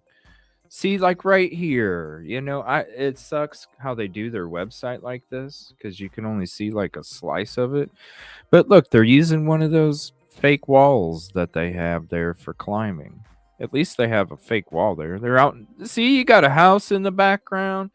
Even though people are smiling, having a good old time rescuing a kitty out of a tree, they got, because that's what, you're not going to smile like that if you just got done doing a fire. Right. They rescued Absolutely. they rescued a kitty, and you can see a house in the background. Hey, CJ, look, if they rescue enough kitties, they're gonna get funding for another ladder. Okay. Yeah, that brand new ladder that they put up against the building there. Yeah, they might need to rescue a lot of kitties. They need more equipment. If you're on Facebook, here's a link for you. We didn't share, but you can go ahead and scroll through here. This is their volunteer fire and ambulance page. It may be a leap year, but you should at least test smoke alarms at least once a month using the test button, and that is damn straight. Test your smoke alarms seriously, because mine, the night that everything was taking place, was not working. Oh, wow. It was not working. Because, it was not working. Jeez. Yeah, because by the time I came back upstairs, because I went downstairs to look, because I'm like, man, that grill, I must have left a window open because it smelled like the neighbor was like starting a grill with coals, lighter fluid. And I looked around the downstairs, and I don't see any windows open. And then I was like, that's weird. So then I came back upstairs, and right when I came back upstairs, that's where all the smoke was coming in, and my fire alarm in my kitchen was working, but not my fire alarm upstairs. Wow. So double check, hit the test button. I know it's an annoying beep, but seriously, it's worth being aware, because I will never think that I have an extra 20 seconds ever again experiencing that, because that 20 seconds I might not have been here, or something could have been wrong, because I would have been passed out on the floor. Wow. Wanted to share this. When I was getting my documents, by that time I couldn't breathe. I was under the impression that you have to see smoke. Mm-hmm. I wasn't even thinking carbon monoxide. Yeah. I always just, when you're like shit's going down like that and you see smoke pouring, I don't know. I just didn't think carbon monoxide. I'm like, cool. At least I got 35 seconds to go grab my documents and my weapon, and I can get the hell out of here. And by the time that I went to where I thought my documents were, which is another thing, double check where all your fire safety, personals are at. Double check as well, because when I went to my spot that I always had it at, I had rearranged 6 months earlier, and I forgot that I moved it somewhere else. And that time period right there is when I went, oh shit. And then I went to go get it from this part. And by the time I turned around, I couldn't breathe anymore. Wow. Until I got middle way down the stairs. And then that's when I could at least take a breath. So that's what I'm saying. Like, I thought I had, because I wasn't seeing any smoke. Okay, cool. It didn't matter. I didn't see smoke in the room that I got my personals at. But I couldn't breathe because of the carbon monoxide. That is terrifying. Yeah, it was crazy. Welcome to Idaho State Police Forensic Services. Award-winning ISPFS continues to serve. The award they just got on 8/1/2023. The Idaho State Police is pleased to announce that for the second time in 3 years, we have recently been awarded the prestigious Foresight Maximus Award from the West Virginia University John Chambers College of Business and Economics. In short, ISPFS was awarded for working with 90% of peak efficiency. ISPFS continues to be one of the top forensic science laboratories in the world. This is not enough for our excellent team. We are adding 3 new accredited disciplines in the next year. ISPFS is seeking accreditation in question document examination, crime scene analysis, and digital evidence analysis. In addition, ISPFS has added a new nurse to our forensic nursing department to support our SANE A and SANE P training programs in Idaho. We have added an attorney and 6 investigators to our nation-leading SAKI cold case and lawfully owned DNA team. Damn! Wow. Everybody's ranking up. What's up, Rosie? Hi, how are you? Hey, Rosie. Hi, Rosie. Everybody's ranking up. And look, when you click on that link, you can go to all these other quick links to forensics, cybercrime, investigations, patrol, crime statistics, employment opportunities, training. All of this stuff for you. Shout out community. This is ispIdaho.gov/forensics. Enjoy that one. Now, let me see if there's any documents that drop, because they like to drop them when I'm live. All right, there's no documents. All right, now I'm going to share some pictures with you guys. Remember when I was telling you guys that somebody else got a volunteer award? And yeah. Well, let me show you this here. I got to get rid of all these extra notifications here. I'm going to show you this. And then we'll zoom back.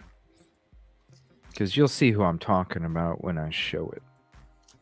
All right, so let me stop screen, share, window, and kaboom! Who's that? Who is that? That's Demon Lady. That's Demon Lady. That's always around when the Dean of Students is around and Mr. Green's around, and the Dean of Students and Demon Lady are the ones that are handling all the dirty work for Mr. Daddy Green. And guess what? Guess who also got a volunteer award? Aww. Look. Isn't that special? Right? Look. Moscow Volunteer Fire. This weekend, we celebrate our annual holiday banquet in person. It was a great event to recognize our amazing team of volunteers and all that has been accomplished during this challenging and busy year. Oh. Demon. Guess who? No, it's not National Lampoon's actress.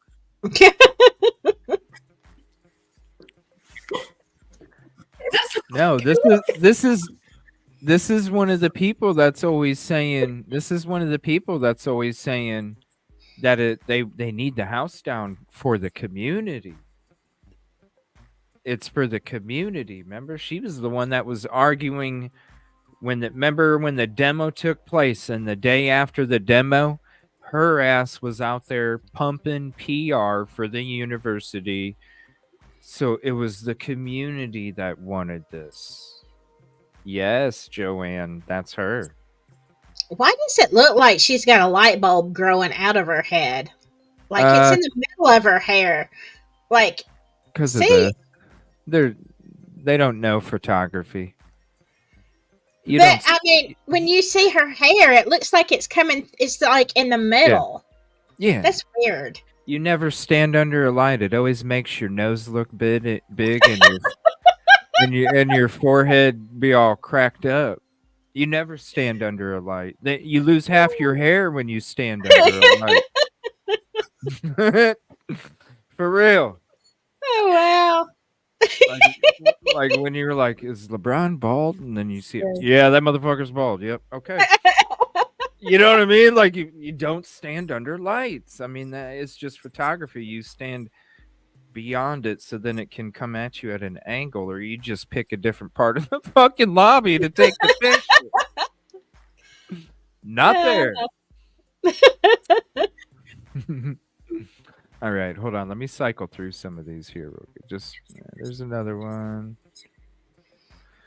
Let me see. Jody Walker.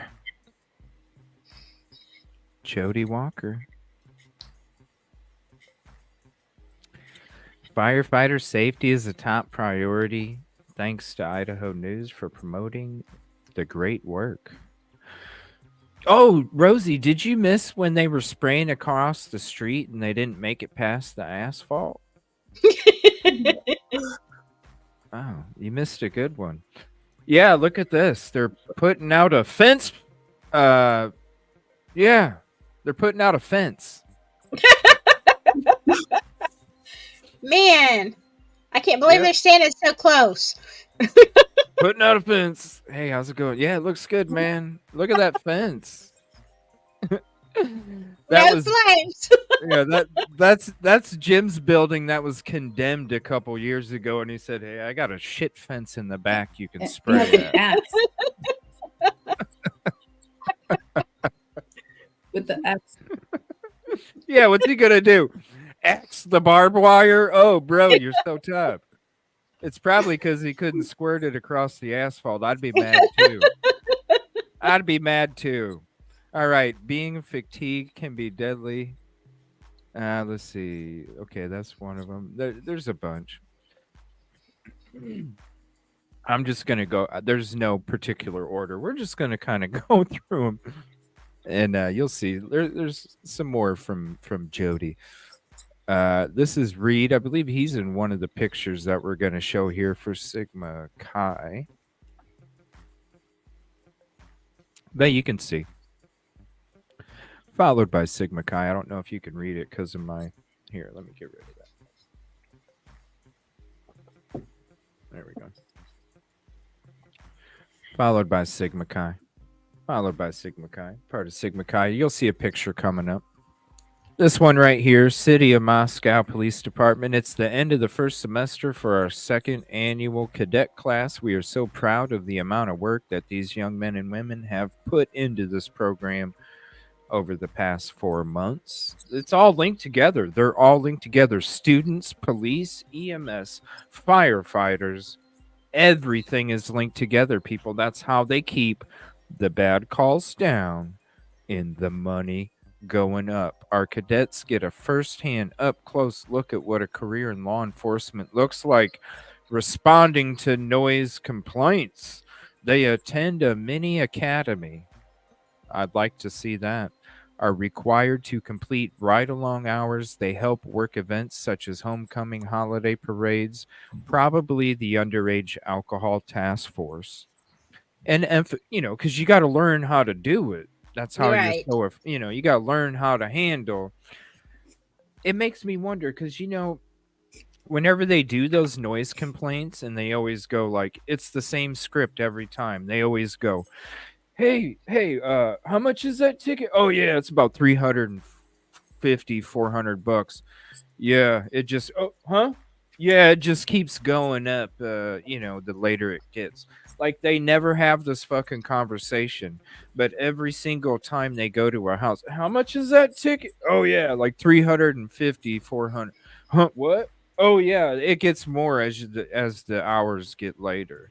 They say the same. Yeah, I'd rather have you spend that on beer instead of tickets, They got to learn, it's like when you're a telemarketer, you got to learn your speech.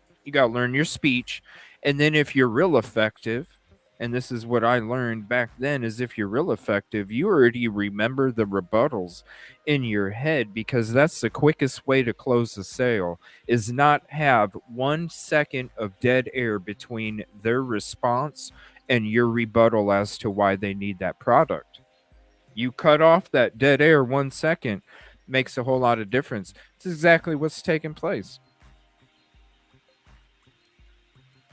Wow. We're excited to see where the next semester takes place. This awesome individuals, congratulations. Some balloons or confetti would have been nice, but I'll take the badge, Jody Walker. Dude, is that not... Who in the fuck? I'm just saying. I would never type that shit. You know what, guys? This would have been better, but I'll take this, thanks. You got a fucking plaque, and she's mad because she got a plaque and a patch, but she didn't get any balloons or flowers. She wanted confetti. You ain't winning the NBA fucking finals, lady. You don't have it dripping from the rafters. Confetti? You want somebody to come up and go like spray at you? I mean, come on. How self-fulfilled of a person are you to even make that? You know, some balloons and confetti would have been, some Nike. This is like me, like if I'm talking to my mom when I was a little kid, Mom, some Nikes would have been fucking nice, but I'll take these fucking McGregors, Thanks, Mom. No, I appreciated what the hell I got. I thanked every time. Some balloons or confetti would have been nice, but I'll take the bet. What the hell? Look, she just wants to feel special, CJ. Ladies like to feel special, and confetti. That's the whole production. I get. Listen, I understand all that. You know what I mean? I understand all that, but they didn't do it for the dude or the lady next to her. They didn't do it for them. And why do you, like, even if you go home and you even think that in your fucking head, because some people are self-absorbed, even if you go home and think that in your head, to the fact that you typed it out and hit send on the fucking tweet, that says a lot about your character. It's just like when you're asking your community to come up with $1,000 paywall for you to have a fucking live to talk shit about all the people that you watch and use their content to make videos of, but you want to complain about what each person does wrong and how stupid they are compared to you. But you need $1,000 before any of your community can, hear what you have to say. It's the same kind of shit. In my EMT textbook, you will frequently find that the patient's condition improves, although sometimes it will deteriorate. As long as we're clear. What the hell does that mean? What does that mean? Right? I will explain that to you, because... Go ahead. Okay. Any kind of medical is this is what makes nursing so hard. Or any kind of medical, because you can have the same.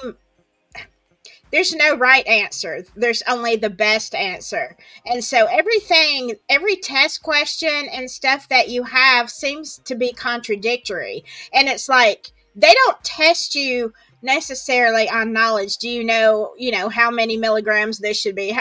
They test you on scenarios. And so it's very contradictory, and you're sitting there, and this is why a lot of people who don't actually get their nursing license, or even they drop out of school, because it's not. I've been to college for a bunch of things, believe me. I don't know what I want to be when I grow up, but everything outside of medical has an answer. It's like, this is the question, this is the answer, this is what you do, this is what this means. Medical, no. You're like, okay, yeah, sometimes they'll get better and sometimes they'll deteriorate. That sounds completely normal to me. Really? Yeah. Why would she say as long as we're clear? Yeah, like Because because there's nothing clear. It's sarcasm. It's okay. It's so. they're gonna Is get it, better or they're gonna pass away. Okay, as long as we're clear about that. I get it. It's I the get same it. with forensics. Yeah. Yeah. so it's like a so. What it's like is it's like a sick kind of sarcasm. Yes. Yes. Because it's very mind bending and frustrating because you give the best answer that you think, and then they're like, no, that's wrong. Well, but why? But why is it wrong? Because it's right. It's just not the best right, if that I makes don't know. sense. You, It's hard. Yeah, well, I mean, I get what it means, and I know I get the legitimacy of it, but just like the other tweet, like it makes me wonder about your character again. Yeah, I I'm mean, just, I don't know why you'd put. I mean, I kind of get why you would put that. you're but not a then, comedian. You're not a comedian. You're. I bet she's a handful. I'm just saying. I bet she's a handful. I bet she is moody as shit. I bet.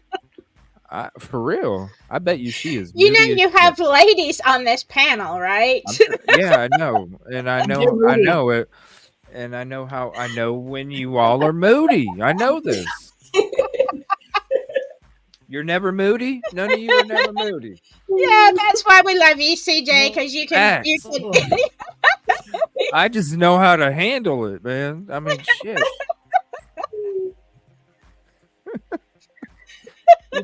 You think it's easy having fucking 3 women on panel? You're out your damn mind. Out your damn mind. It ain't easy. No, it is not. Especially a nurse and forensic person. All sorts of I know. And an attorney. I'm trying to talk I'm trying to talk stuff, and they're like, "No, you're wrong, CJ." Okay, I'm sorry. I'm sorry. You're a brave man, a very brave man. Peace, positivity, and progress, Silky. When you follow that, you just try. Yeah. Idaho Sigma Chi. Almost Friday. Yeah. And that's who we shown on the other picture there. Why is he naked? I don't know. You know, firefighters, they like to. It's really, I mean, traditionally firefighters are better looking. I don't know why. Certainly better looking than policemen. But I mean, like, I'm looking at that and I'm thinking, you're not gonna fight a fire without a shirt on. I'm like, what? Hey, what are you doing? Silky, they got a 2.5 GPA requirement. The fuck do you think? What do you think, Silky? They only had one left from Sigma Chi at that point. Dang, I forgot my shirt. Fuck, we gotta stick with Jeff? Fuck.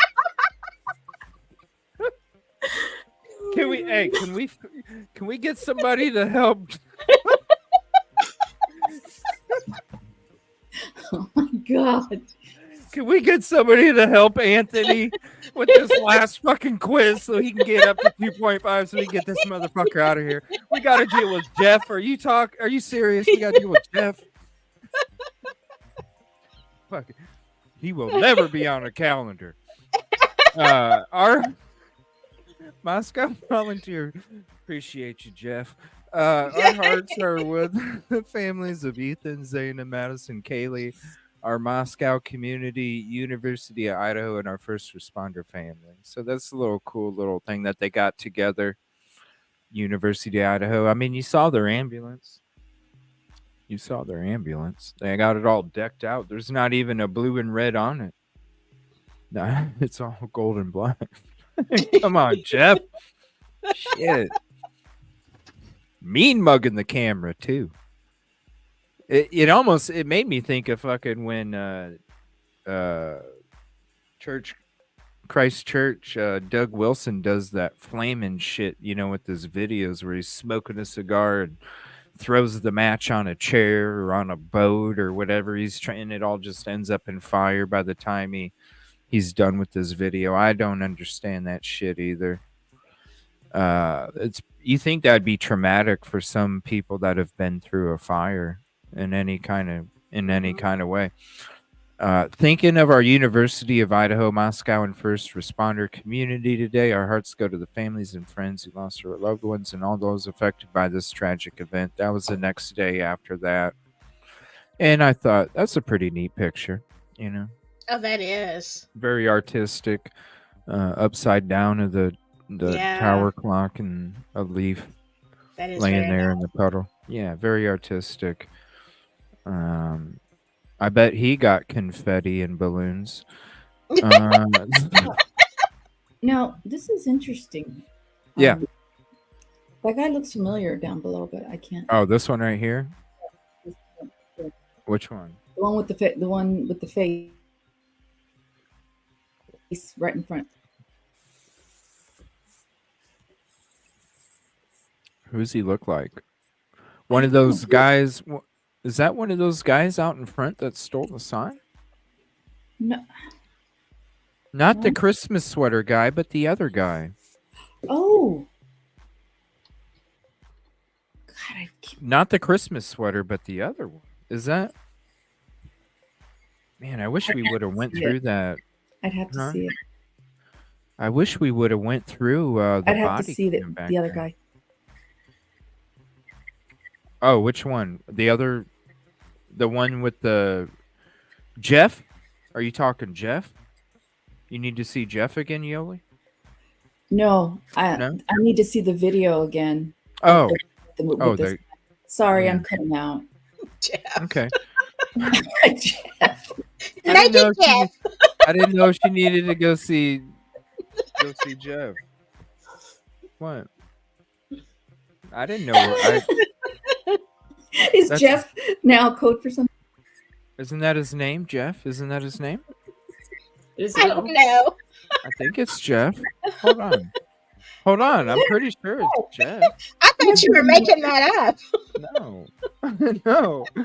No. I made up Anthony, but I didn't make up Jeff. Okay, hold on. Jeff. I was just horrified that he was gonna go in a burning building without a shirt. Yeah, I thought it was Jeff O. Right?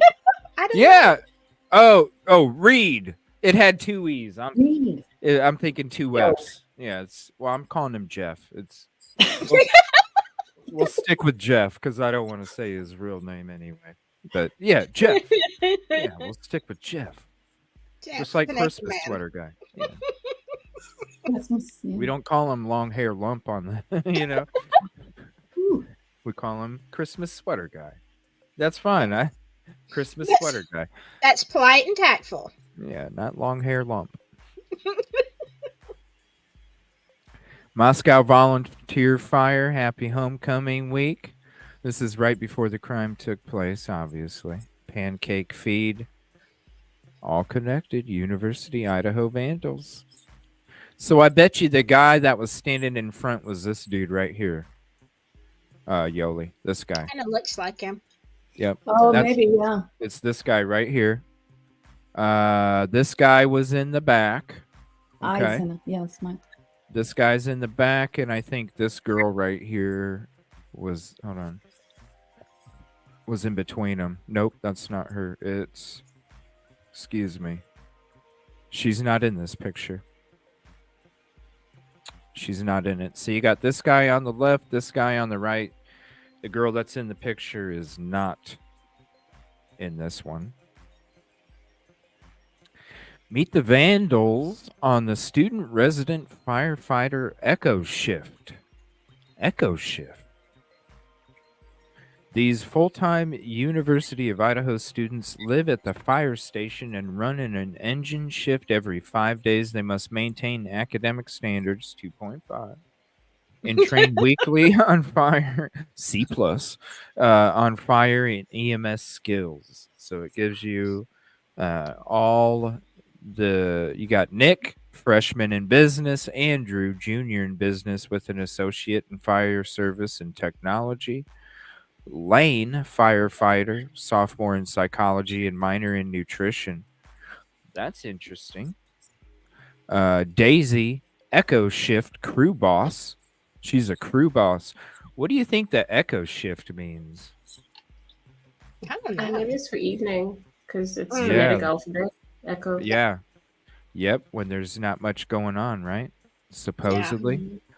They Well- even have a student resident be the crew boss.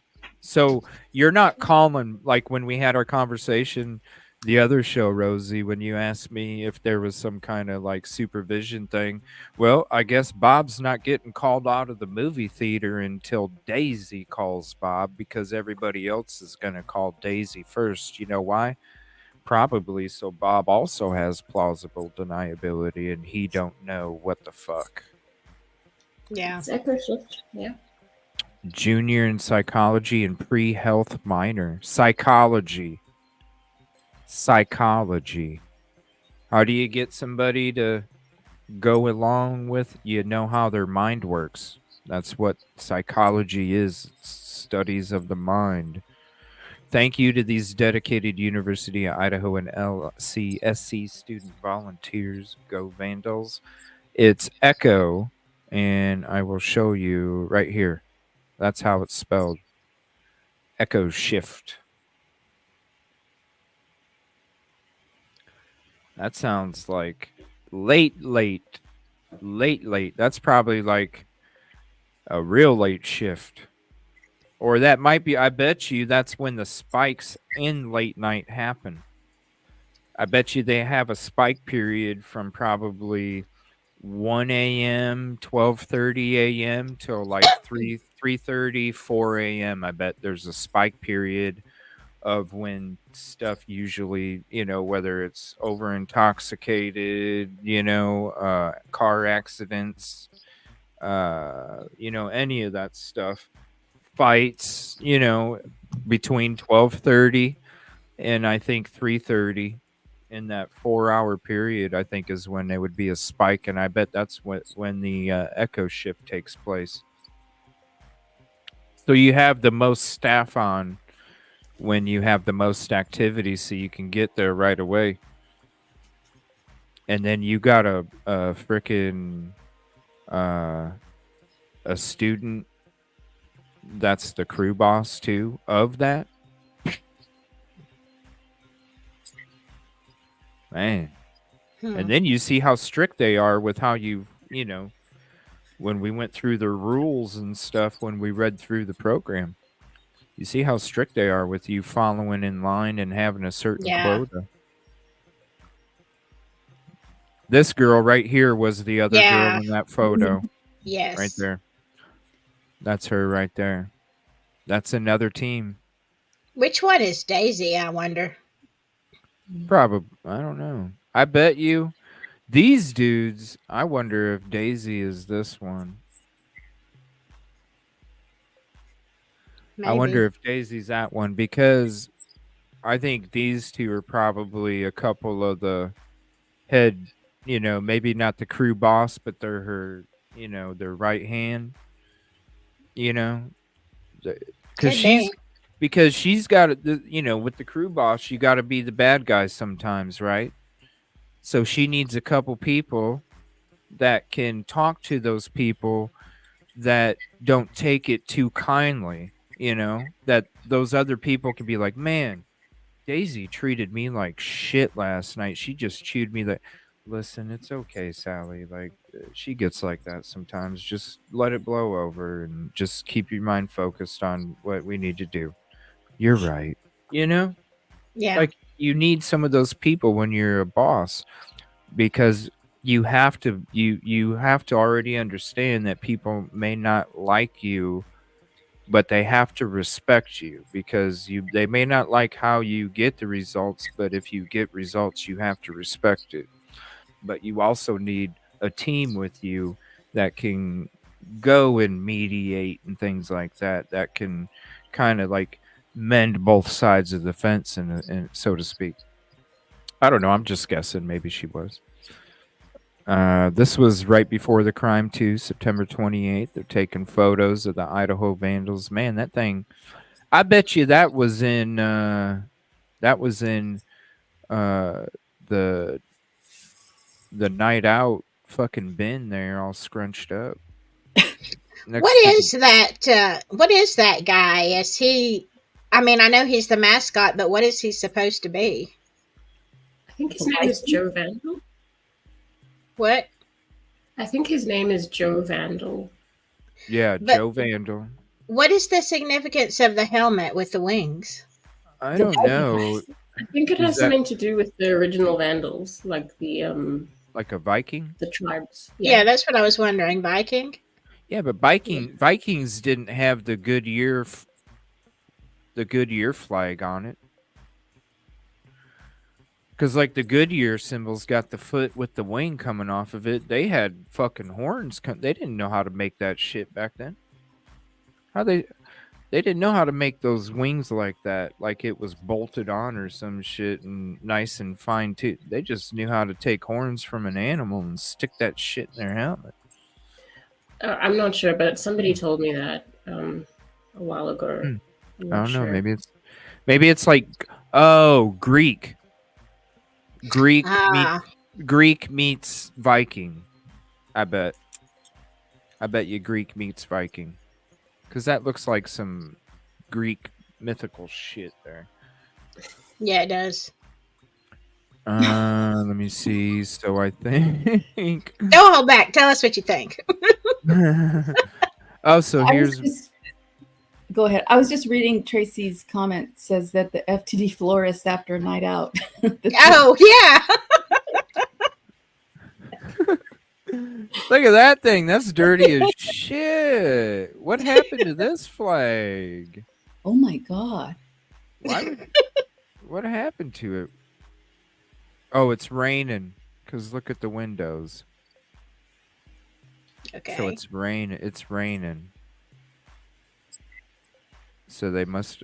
Was this the same date too? Either that or somebody got the hose too close to the fire truck. Yeah, they did. Sorry, boys. We couldn't make it across the street, but we made it in the back. Sorry about your flag. Yeah, get a baudet. If that's how you pronounce it. I don't know. I don't use the shit. B shift, student, resident, hiring firefighters, senior and animal and veterinary services. So that Ryan and Ronan, they do a lot there. Liam, B shift crew boss. So there's a B shift. And then the A shift is probably for the main ones. You got B shift for the weekday nights. And probably early nights because they start at 4:30 in the afternoon. On the weekends, they start at 7:30 at night. So maybe the B shift is the weekend shift that's during the daytime, just like the A shift would be during the daytime for the head EMS. And then the Echo shift is during the weekends and the late night. More of this. Let's see. Another picture. Wow, they got a lot of different teams just for the University of Idaho. Now, I wouldn't be surprised if each one of these belonged to a certain frat and sorority. Right? That's why they're grouped up together? Could be. Some you have 3, some you have 5, some you have 4. I bet you they're all from different fraternities and sororities. So this is them taking part in events. Moscow volunteer fire. So you got to show a good presence in the community for all these cool things that, it's like when your 6-year-old has a band concert for the flute and you're like, oh, I can't fucking wait. Even though it's cute. Oh my gosh. Listening to 10 fucking flutes that don't know how to hold a tune. I'm sorry. Yes, Horrible. I'm sorry. It's cute. It's cute, but damn my ears. Yeah, Our student. absolutely. I'm sorry. I just speak real. I don't mean to. Our student. I do. Our student resident firefighters are back from a summer break. Delta crew is on shift tonight, and like all student resident firefighters, they started shift with an engine truck check. Thank you to our student resident volunteers. We appreciate your service. All connected together. University of Idaho, Moscow, Idaho, volunteer firefighter, Idaho firefighter, student resident firefighter. All connected. It's not just the police. It's this too. It's not just the police. Let me see here.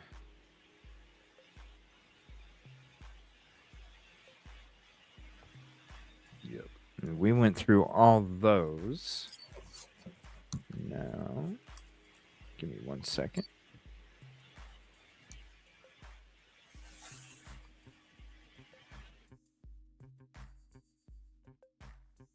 Let's see.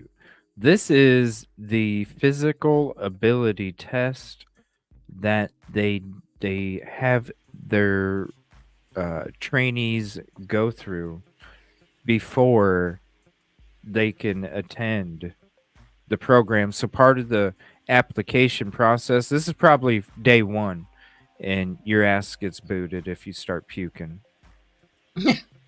Yeah. For real. Yeah, Oh shit, absolutely. It's on slow mode here. Hold on.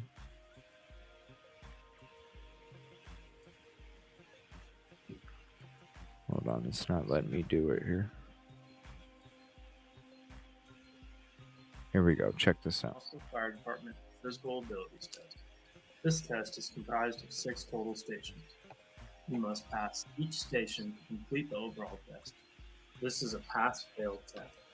Test number 1, ventilation fan lighting. Maximum time allowed for this event is 1 minute.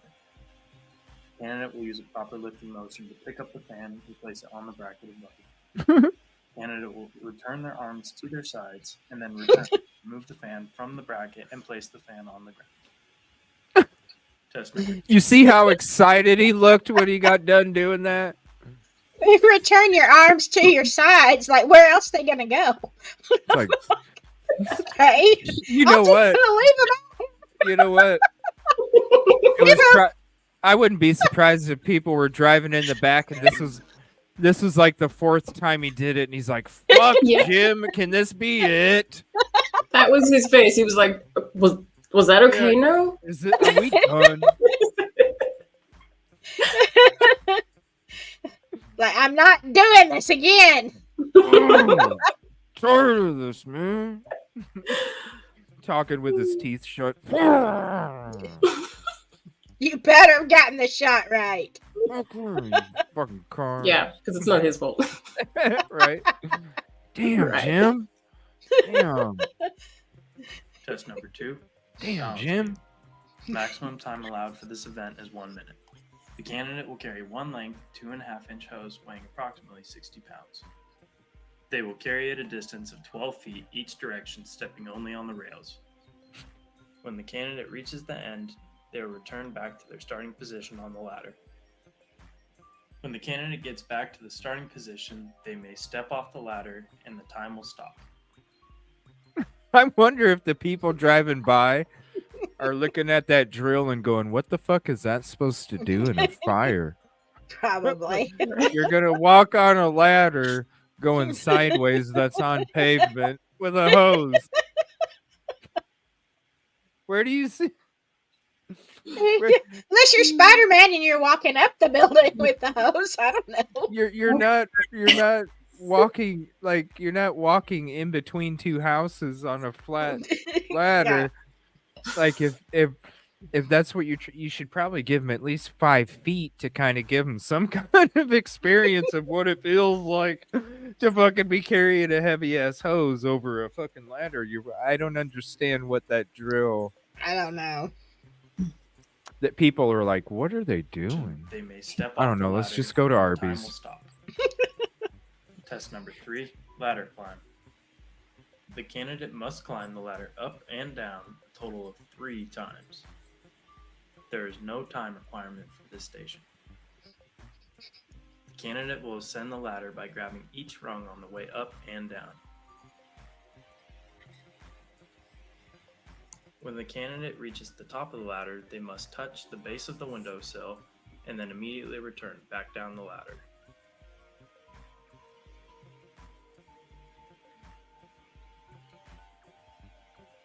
When this candidate gets to the bottom rung, he would perform the climb 2 more times. Test number 4, hose raise. The candidate must raise the hose roll a total of 2 times. There is no time requirement for this station. For safety, the candidate will be secured during this test. The candidate will take a position at a window from the 3rd floor of the training tower. In a hand-over-hand fashion, the candidate will pull the hose up to the windowsill and then immediately back down in that same fashion. The hose roll may not rest in the windowsill or on the ground for the duration of this test. Ooh, it almost did. This candidate will complete the evolution It almost did. 1 more time. And they're using him for a Test number training 5, video. Hose carry and climb. The candidate must climb up and down the stair. He didn't want to do take number 2. He had enough with the first thing, you know. He's like, I'm not doing it again. I don't give a fuck. It can hit a window or not. I don't give a shit. A total of 3 times. I don't care. The maximum time allowed for this event is 3 minutes and 30 seconds. The candidate will be carrying a hose bundle of 2.5-inch hose for the duration of this entire test. When the candidate begins, the time will start. The candidate must hit every stair on the way up and down for the duration of this event. Candidates running the stairs must stay on the inside part of the stairwell, just as this candidate demonstrates.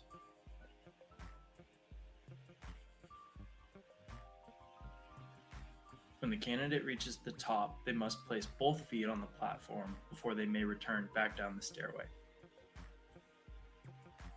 Just as this candidate did at the top, they must place both feet on the bottom platform before they may return up the stairway. This candidate will run this evolution 2 more times. Oh, you know why he was mad. Test number 6, hose drag. I've been able to do this for 2 years. This event is 45 seconds. This candidate will demonstrate the proper positioning for this test. When the candidate is ready, the time will start when the candidate makes their first move and will end when the 50-foot coupling has passed the hydrant. They're like, what is he doing? Get eyes on the road, Jim. Eyes on the road. What is this guy doing? He looks like a chicken. The proctors will let the candidate know once the coupling has passed the hydrant, and the test will be. Oh, that's next to the chevron. Oh, now now I know where this is at. I was like, where in the hell is this at? I didn't know this was behind the chevron. Wow. Interesting. I wish I would have took photos. I didn't even notice it. I gotta have it on footage. New updates have gotta have it on footage. Oh, here's this update about 400 witnesses. Been released in the Idaho murders case. A February 28th court hearing revealed that Brian Colberg, the 29-year-old who has been accused of murdering 4 University of Idaho students back in November 2022, plans to call over 400 witnesses to take the stand during his legal proceedings, according to Fox News. In addition to the witnesses, his defense requests a cell tower investigation to help build an alibi, which could potentially delay the trial further after Colberg waived his right to a speedy trial back in August. They're blaming that on the delay? No, it's called Mr. fucking Bill Thompson's the one that's delaying this shit because of his 95%. He's the one that it's not Ann Taylor's job to come up with discovery. It's Bill Thompson and the prosecution. And if you only have 95%, why are people making fucking all these YouTube videos about Ann Taylor being the reason why there's a delay in the case? Because Steve G thinks that way? Well, guess what? Listen to the fucking prosecution say they only have 95%, and they might have the other 5% by September. That's the damn reason why. Mhm. 11 requests is the reason why. Period. I don't understand. There's people making videos. I saw them this weekend. I'm like, after Steve G came out with his video saying that he's, the delay game and this and that. And I'm sitting there going, when we watched it that night, I'm going, she ain't the one that's delaying it. Neither is Colberg. You think he wants to delay getting information so he can get the fuck out of there if that's what he's going to do? I mean, come on. Why Yeah. would he delay it? Exactly. It makes no damn sense. And then you hear Thompson. Thompson's the one that said it himself. 95%, and I might be able to get the other 5 by September. Well, that's a fucking problem. That's the delay. I don't understand people. They're so pro BK being guilty that they don't even hear the own words of the prosecution team. That'll tell you all you need to fucking know and how you need to feel about who. Yeah. Like I say, the alibi is in the PCA. Right. They have him driving around at the same time that the murders took place. Mm-hmm. And a whole bunch of other cars too. I Yeah. mean, God. Yeah. It should, and I wonder. It's just. Well, they're talking about these. Or here, I'll let it finish because I think they're going to talk about these 400. It's the 400. It's not. Listen, if it was because 400 people were watching a live stream, I think there would be more than 400 fucking witnesses. And the reason that there's so many witnesses, think about this. And this is what I thought about earlier. We don't know that Brian Colberg was not part of the WSU surveillance program, correct? Because we never had confirmation that he wasn't or was. Again, never had confirmation he wasn't. Okay? Who's to say the 400 witnesses aren't as much as he wanted to help the surveillance program? Who says he didn't get to that, but maybe got to be part of a volunteer program for EMS or firefighter? And the reason that there's 400 witnesses, people, is not because of a fucking live stream. It's because those are all the volunteers that he associated with. And maybe that's another reason why his DNA could have been there, because maybe he might have been one of the fucking volunteers too. Is that why his phone showed up at 9:30 in the morning?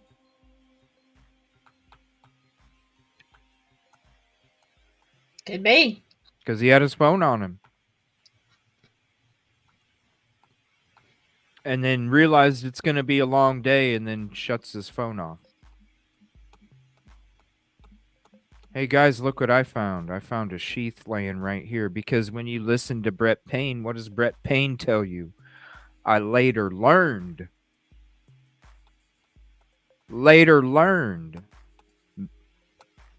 Right. Now this is just way the fuck out there. Could he have been one of those volunteers?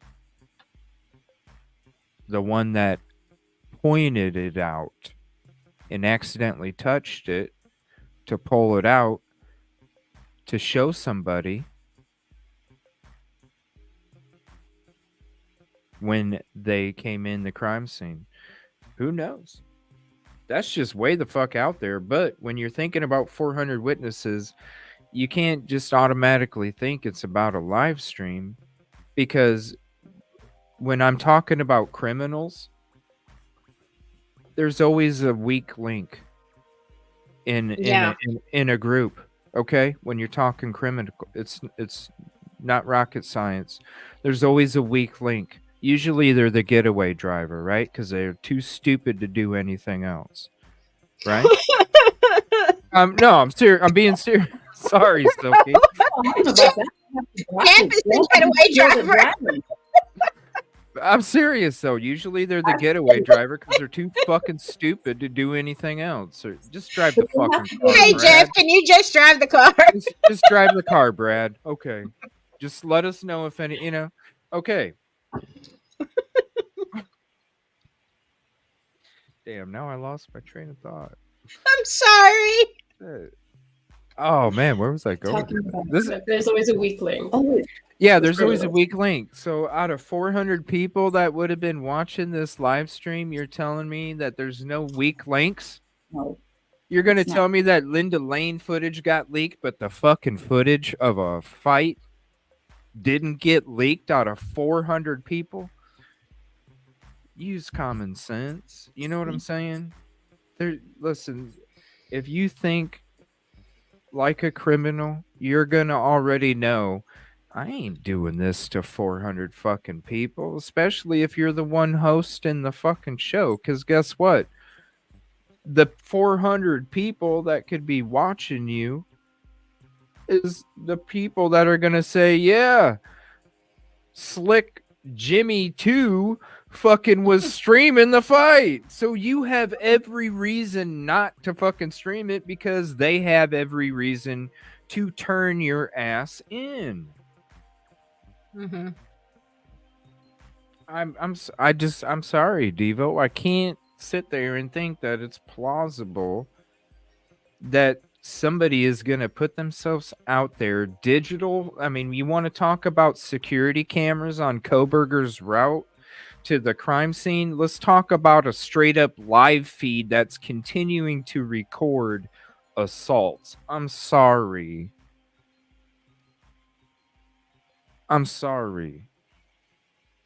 Nobody is going to put themselves, unless it's some dark shit on the web, and then I go back to it. You're going to tell me there's not one link in 400 people. There's a link in 4. There's a weak link in 4 people. Damn straight there's a weak link in 400. I just can't see how it's plausible if you think like a criminal, which if you're live streaming that shit, you're a criminal. You're not gonna fucking... No, it has to do character witnesses. It has to do with people in the neighborhood. It probably has to do with a lot of the people that are at the school. You're talking 400. You're witnesses. Who else is witnesses? Not just students, not just people that knew Colberg. You could be talking about people that worked at a business. You could be talking about people that were just at home having a fucking barbecue with some hot dogs at 3 a.m. in the damn morning. I'm just saying it because I cooked out that early before too. There is no wrong hour to grill out. I'm just saying. Ain't that But the truth? you're talking all the witnesses. Well, they're not only eyewitnesses, right? They're like character witnesses, corroborating witnesses, all kinds. Right. I mean, especially for a TA. I mean, I used to be a TA, and I mean, in a class there was about 400 people per class. I remember. There you go. It could be teachers' assistants as witnesses.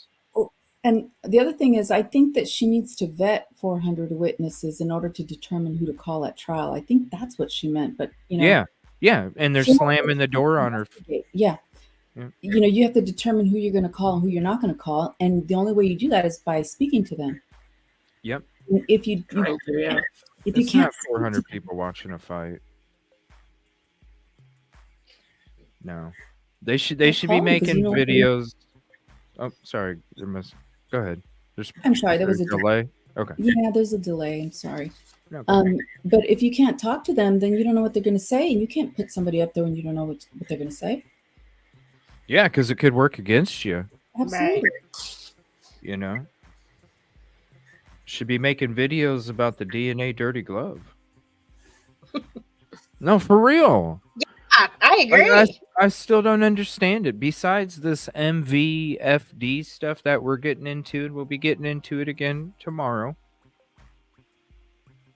But I still don't understand after all these months. Why? Like, people need to talk about it. When you're talking about this, it's like Yoli said when we were doing our members live OJ yesterday, and Detective Lang is carrying out OJ's shoes on a fucking folder to put in the back seat of his damn car, collecting evidence. It's the same thing. The DNA dirty glove. I mean, watch that being trial. The video of them hitting her a few times. Hey, move. I need to pick up, and then contamination all over. Oh, let me get my gear bag with the same gloves. Oh. And it's right there in front of your face. It's right there at the crime scene. You see the other video of the same people and what they're doing inside the crime scene. And it's like, is this still under a rock? I don't understand it. It's been out for months now. And it's got to be one of the biggest things to even discuss on when it comes to the contamination, the crime scene, how it was handled, the training that went involved with the people that were taking place in this investigation. And it boils it all down to right there on video. It's that right there. If I'm a juror member and I see that video, I'm automatically thinking reasonable doubt when it comes to skin cells inside the fucking house. Exactly. I don't even need to hear the rest of the case. Because you're talking this, unless you got the cast that they don't, unless you got the video footage that they don't, unless you got the IGG, which is just a piece of paper with the name on it. I'm sorry. To me, that's reasonable doubt, and I don't need to see the rest of the case unless there's something else that points him there. To me, skin shells on a sheath. Show me that K-bar wasn't a gift to one of the victims, and then I'll reconsider. And the sheath is not the murder weapon. No. Right. No, it's just what they use in the frickin' PCA to arrest Colberg and charge him death penalty. It just don't work. And you got 195 calls on average a month. What the hell? Where's all these reports about all of these things that are taking place that you need somebody to come out and have an EMS as a response? Like, for real, it's not just an MPD officer showing up. It's not like a noise complaint. This is shit that requires EMS, not MPD. And you're having an average of 195 calls a month. What the hell's going on? Because we don't see it. Because we don't see it like we don't see all the other shit with MPD. It's crazy. I wonder if EMS had to wear body cams. I wonder what the hell we'd be watching. Yeah. Really? And I was going to say, John Morgan said there should be a call log for the voluntary EMT on that day. What number do students call? I mean, that's the thing is there a record, but could you trust it? I don't know. But then again, if it's, hypothetically, if it's somebody coming in as an EMT, but they really didn't get a call, then of course it wouldn't be on there, But it would be interesting to know if they had a log that is true. Right. I looked for one, and I'm actually, I couldn't find one, but I just had an idea. I'm looking on my phone. I did. I looked for the fire logs for the volunteers, but I think I thought somebody said the ones from that date were gone, if I'm not mistaken. I think somebody reached out to me about that. Was it that's you or was it somebody? I could have swore somebody reached out to me and said that the records for the EMS for that morning are gone. wow. I mean, that's not a sus cake, right? Now I'm not. I don't know for sure. Like we would have Or to. covered under the gag order. Yeah, but probably it probably is because of the gag order. Yeah, because then it's Maybe. yeah. Let me see here. Let me share some links if you're not subscribed to any of these lovely ladies up here. Drop their links real quick.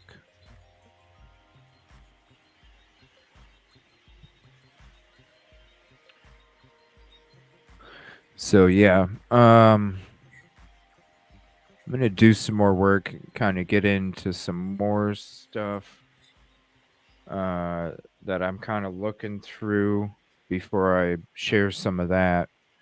And that'll be in tomorrow night's show as well, when we talk more about this. But there's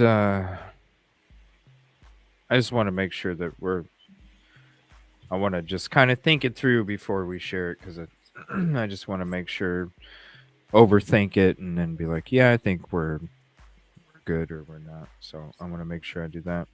I don't know. Is there anything else that you guys want to bring up? We can always take some phone calls too for a little bit if you guys would like. Oh, I want to give away a coffee cup. Holy shit, I almost forgot again. Hold on. I want to give away a coffee cup.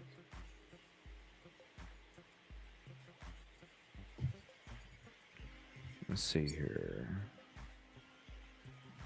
And we will go ahead and include all previous winners, because all previous winners got the OG collection, which was the Evil CJ collection, and that is like, it's like BC, you know, you got you got AD and BC. It's before CJ. It's evil. So I'm gonna share this real quick. If you guys and anybody, you can mash it as many times as you want. If you want to hashtag, where'd it go?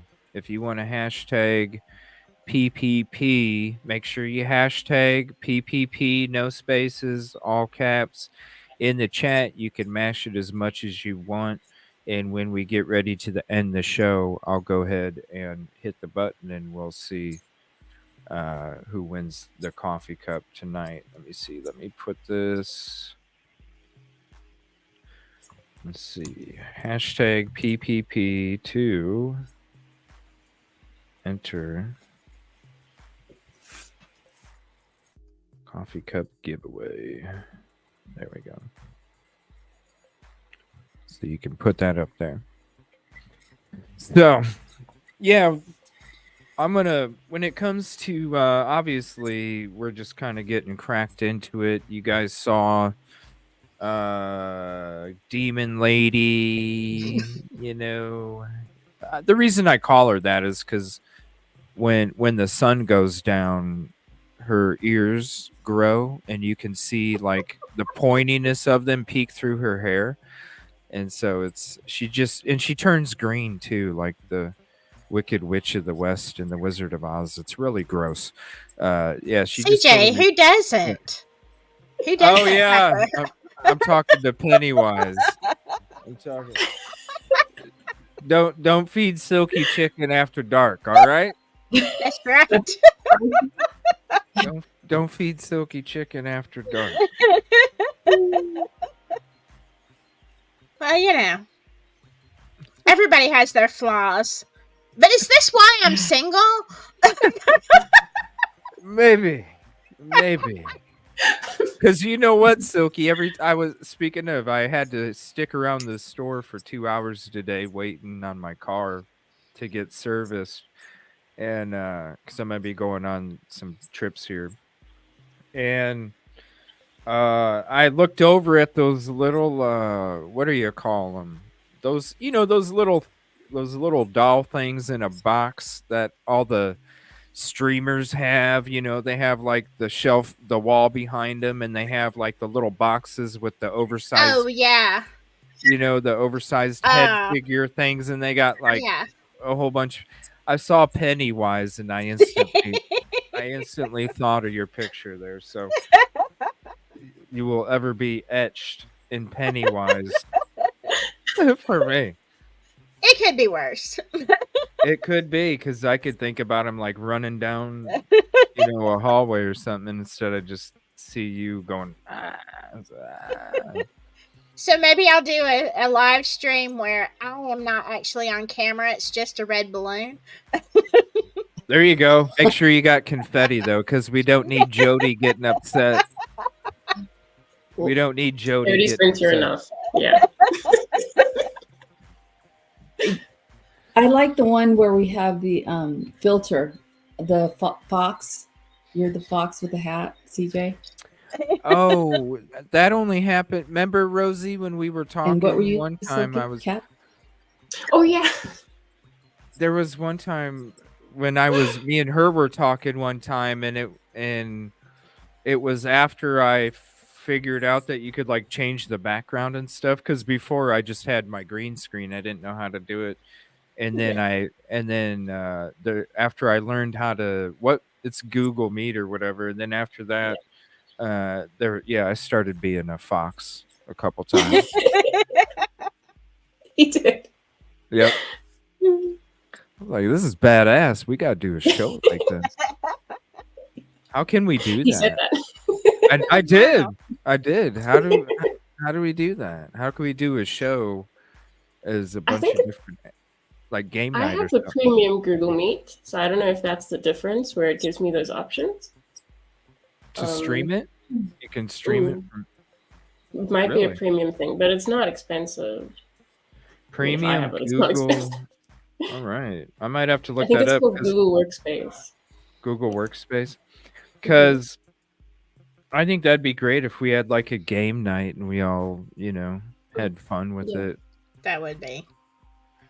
I think it'd be sweet. Oh! Hold on one second. Contribution call out here while we're waiting for the giveaway. Thank you so much, Facts and Truth Only, please, for becoming a member. Definitely check out the OJ25 members only lives that we have. I'm actually, I was thinking about this too. Plus, there's a lot of other stuff that nobody's ever seen. It's been private the whole time, or on members only now. But I was thinking about, like, because we're in we just got done doing episode 7 of the members only for the OJ series, and I was thinking like maybe starting to put out episode 1 for all the members and doing like a premiere for them, or I mean for the community, since we're already like 7 episodes in. I think it'd be. I thought about it, and I'm like, it might be kind of cool to like release episode 1 for the community and do it as a premiere on a certain night or something, or a certain afternoon, so that they can experience all of our conversations as it's going on in order. Because I think because anybody that is part of the members only 25, I mean, when we're sitting there watching it in our conversations, and you see the connections, and you see like so many uncanny similarities between Idaho4 and the OJ trial, and the collection of evidence and witnesses and things like that. And it's just like, I don't know. I feel like it would be really beneficial for the community. To be able to experience that too, all of our conversations and stuff. And, we're 7 episodes in, so, there's no reason not to be a member, because if you're a member, you get to watch them all and catch up, and then meet us for episode 9 next weekend. By the way, next Saturday is when we're going to be having our Kim episode 3. So coming up, this coming Saturday, coming up in 6 days. 5 days, it's going to be Kim episode number 3. We're going to be going through that coming up. So let me see it. Go ahead and smash hashtag PPP, and I'll go ahead and hit the button here. We'll give it another, we'll just say 2.5 minutes, and then I'll go ahead and hit it, and we'll see who the first edition of the what do you call that? BCAE, before CJ, after evil. There you go. The post-evil period. Yes, after evil period. So the AE, you get the AE mug after evil. So we'll wait a minute and 15 seconds. Hashtag it as much as you want. Because you know technology and you know YouTube. Sometimes it gives you the same like twice, 3 times, 4 times. Or it doesn't even give it to you at all because it's glitchy as shit. So enter it as many times as you want to make sure that you get in. And hopefully I didn't, because I think I almost won my contest. Because I put in chat, type PPP for this or that or whatever, and then I seen my name popping up on the list. I'm like, no, because I was trying to display a message, but I did it right this time. I made it a banner, which doesn't enter me. And the cool thing is I learned this last night. Even if they're on your show, Silky, or anybody else that streams from this show, whoever's on your show also gets to be entered into. So even if they're on different channels, the giveaway works for all linked up because everybody's chat does go through this stream, so they all do get linked in. All right, we'll go ahead and hit it. I'll give it 30 more seconds and then we'll hit it.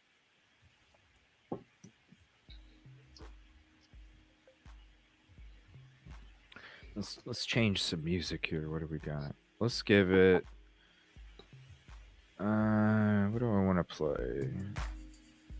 Maybe we'll do some of this.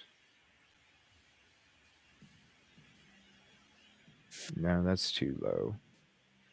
Oh, let's go to this. Yeah. We used to play this for the game night, if anybody remembers. All right, here we go. We're going to hit the button and draw.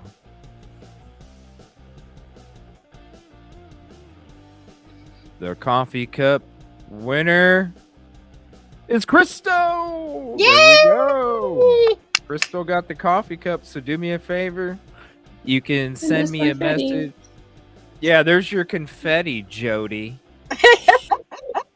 Come win a coffee cup, Jody. Crystal, do me a favor.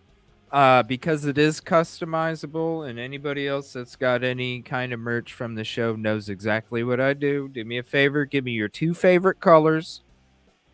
I will make the design for you. I will send you a screenshot of the design to make sure it's exactly what you like, and then I will go ahead and get it made. And just as a little extra, you'll get a PPP sticker on your package because it's a Peace, Positivity, and Progress package. And as well, you will also have your own logo for your name or whatever name you want to have on the item. So not only you get the item, but you also get the transparent logo that you can use on anything else that you would like to use in the future for when it comes to whatever you want to use it for. So just go ahead and hit me up, DM me, Discord, email. If you have any questions, let me know in chat, and I can go ahead and let you know which way, if there's not a certain way. But I think we're on Discord, and I think you are part of the community, so just go ahead and hit me up on Discord, and then I'll get that sent out to you as well. I want to say thank you, everybody, for hanging out tonight. We're just going to keep it a little short, 3 hours, just for everybody to be able to regurgitate it a little bit better. Are you going to be on tomorrow, Silky? Yeah, I would love for you to come on. There's a couple of updates on cases, not Delphi, but I'm going to do a whole Delphi one tomorrow night, I think. But yeah, there's a couple of interesting things. Have you ever heard of the Sheriff Buford Pusser? I'm sorry, what? Have you ever heard of the sheriff from Tennessee, Buford Pusser? Buford Pusser? Oh, if you haven't, the movie Walking Tall, but not the latest one, the old one. Anyway, there's some very interesting crime news about him. He's been passed away for a very long time, but I'm going to be doing an update and talking about actually who he was. He's like a legend in the South in Tennessee, and but now there's a lot of controversy. Okay, so I'm going to be looking at that and maybe a couple of other updates. So if you want to join me, CJ, that would be a great time for me to debut the intro. Oh, yes. Because you know what? Channel. Let me show it again real quick, everybody. Oh my gosh, hold on. If you guys didn't see this earlier in the stream, you're going to see it now. And then I'm going to go ahead and end the show. But as a special surprise, everybody, I'm going to go hang out at the lounge for a little bit tonight. So if you're not tired and you want to come hang back out for a little bit, give me 1 second while I get rid of all these dumb notifications from YouTube out of my way. And let me drop the lounge channel in chat. So if you want to come hang out, and we'll just hang out, play a little games, play a little bit of music, hang out for the rest of the night, come on over.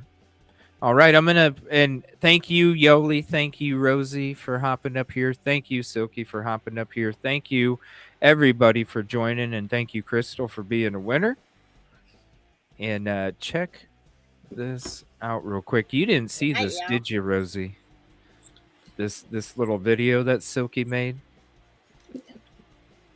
Night, y'all. All right, here we go. Appreciate you. Look at Silky.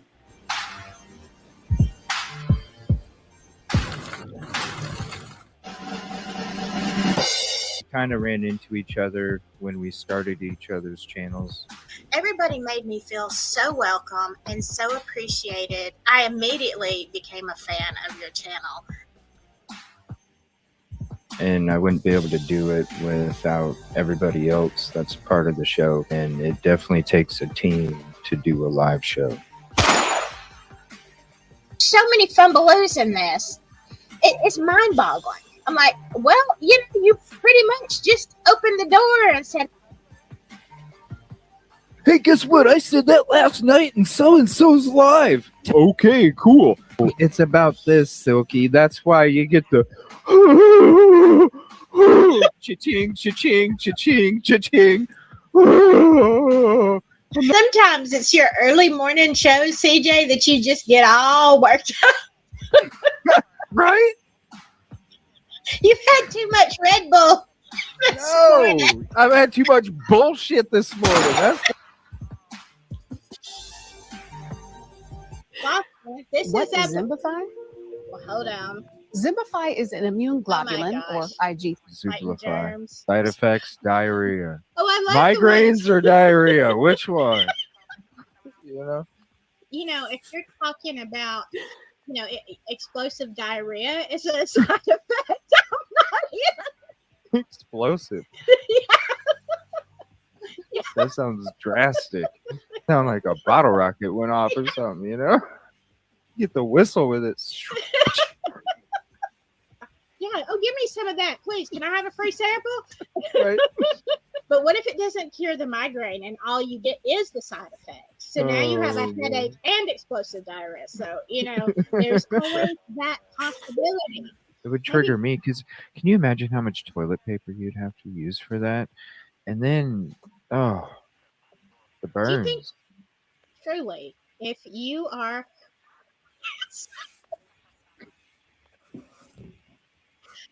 Okay. If you are a victim of explosive diarrhea,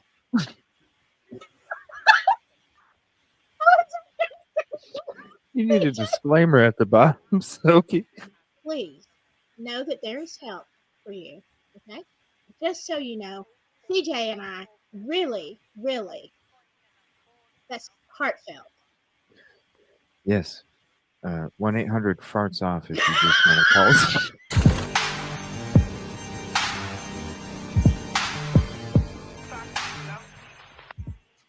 Good day, The everyone. It is following March program 4th, contains graphic 2024. images. Viewer discretion is advised.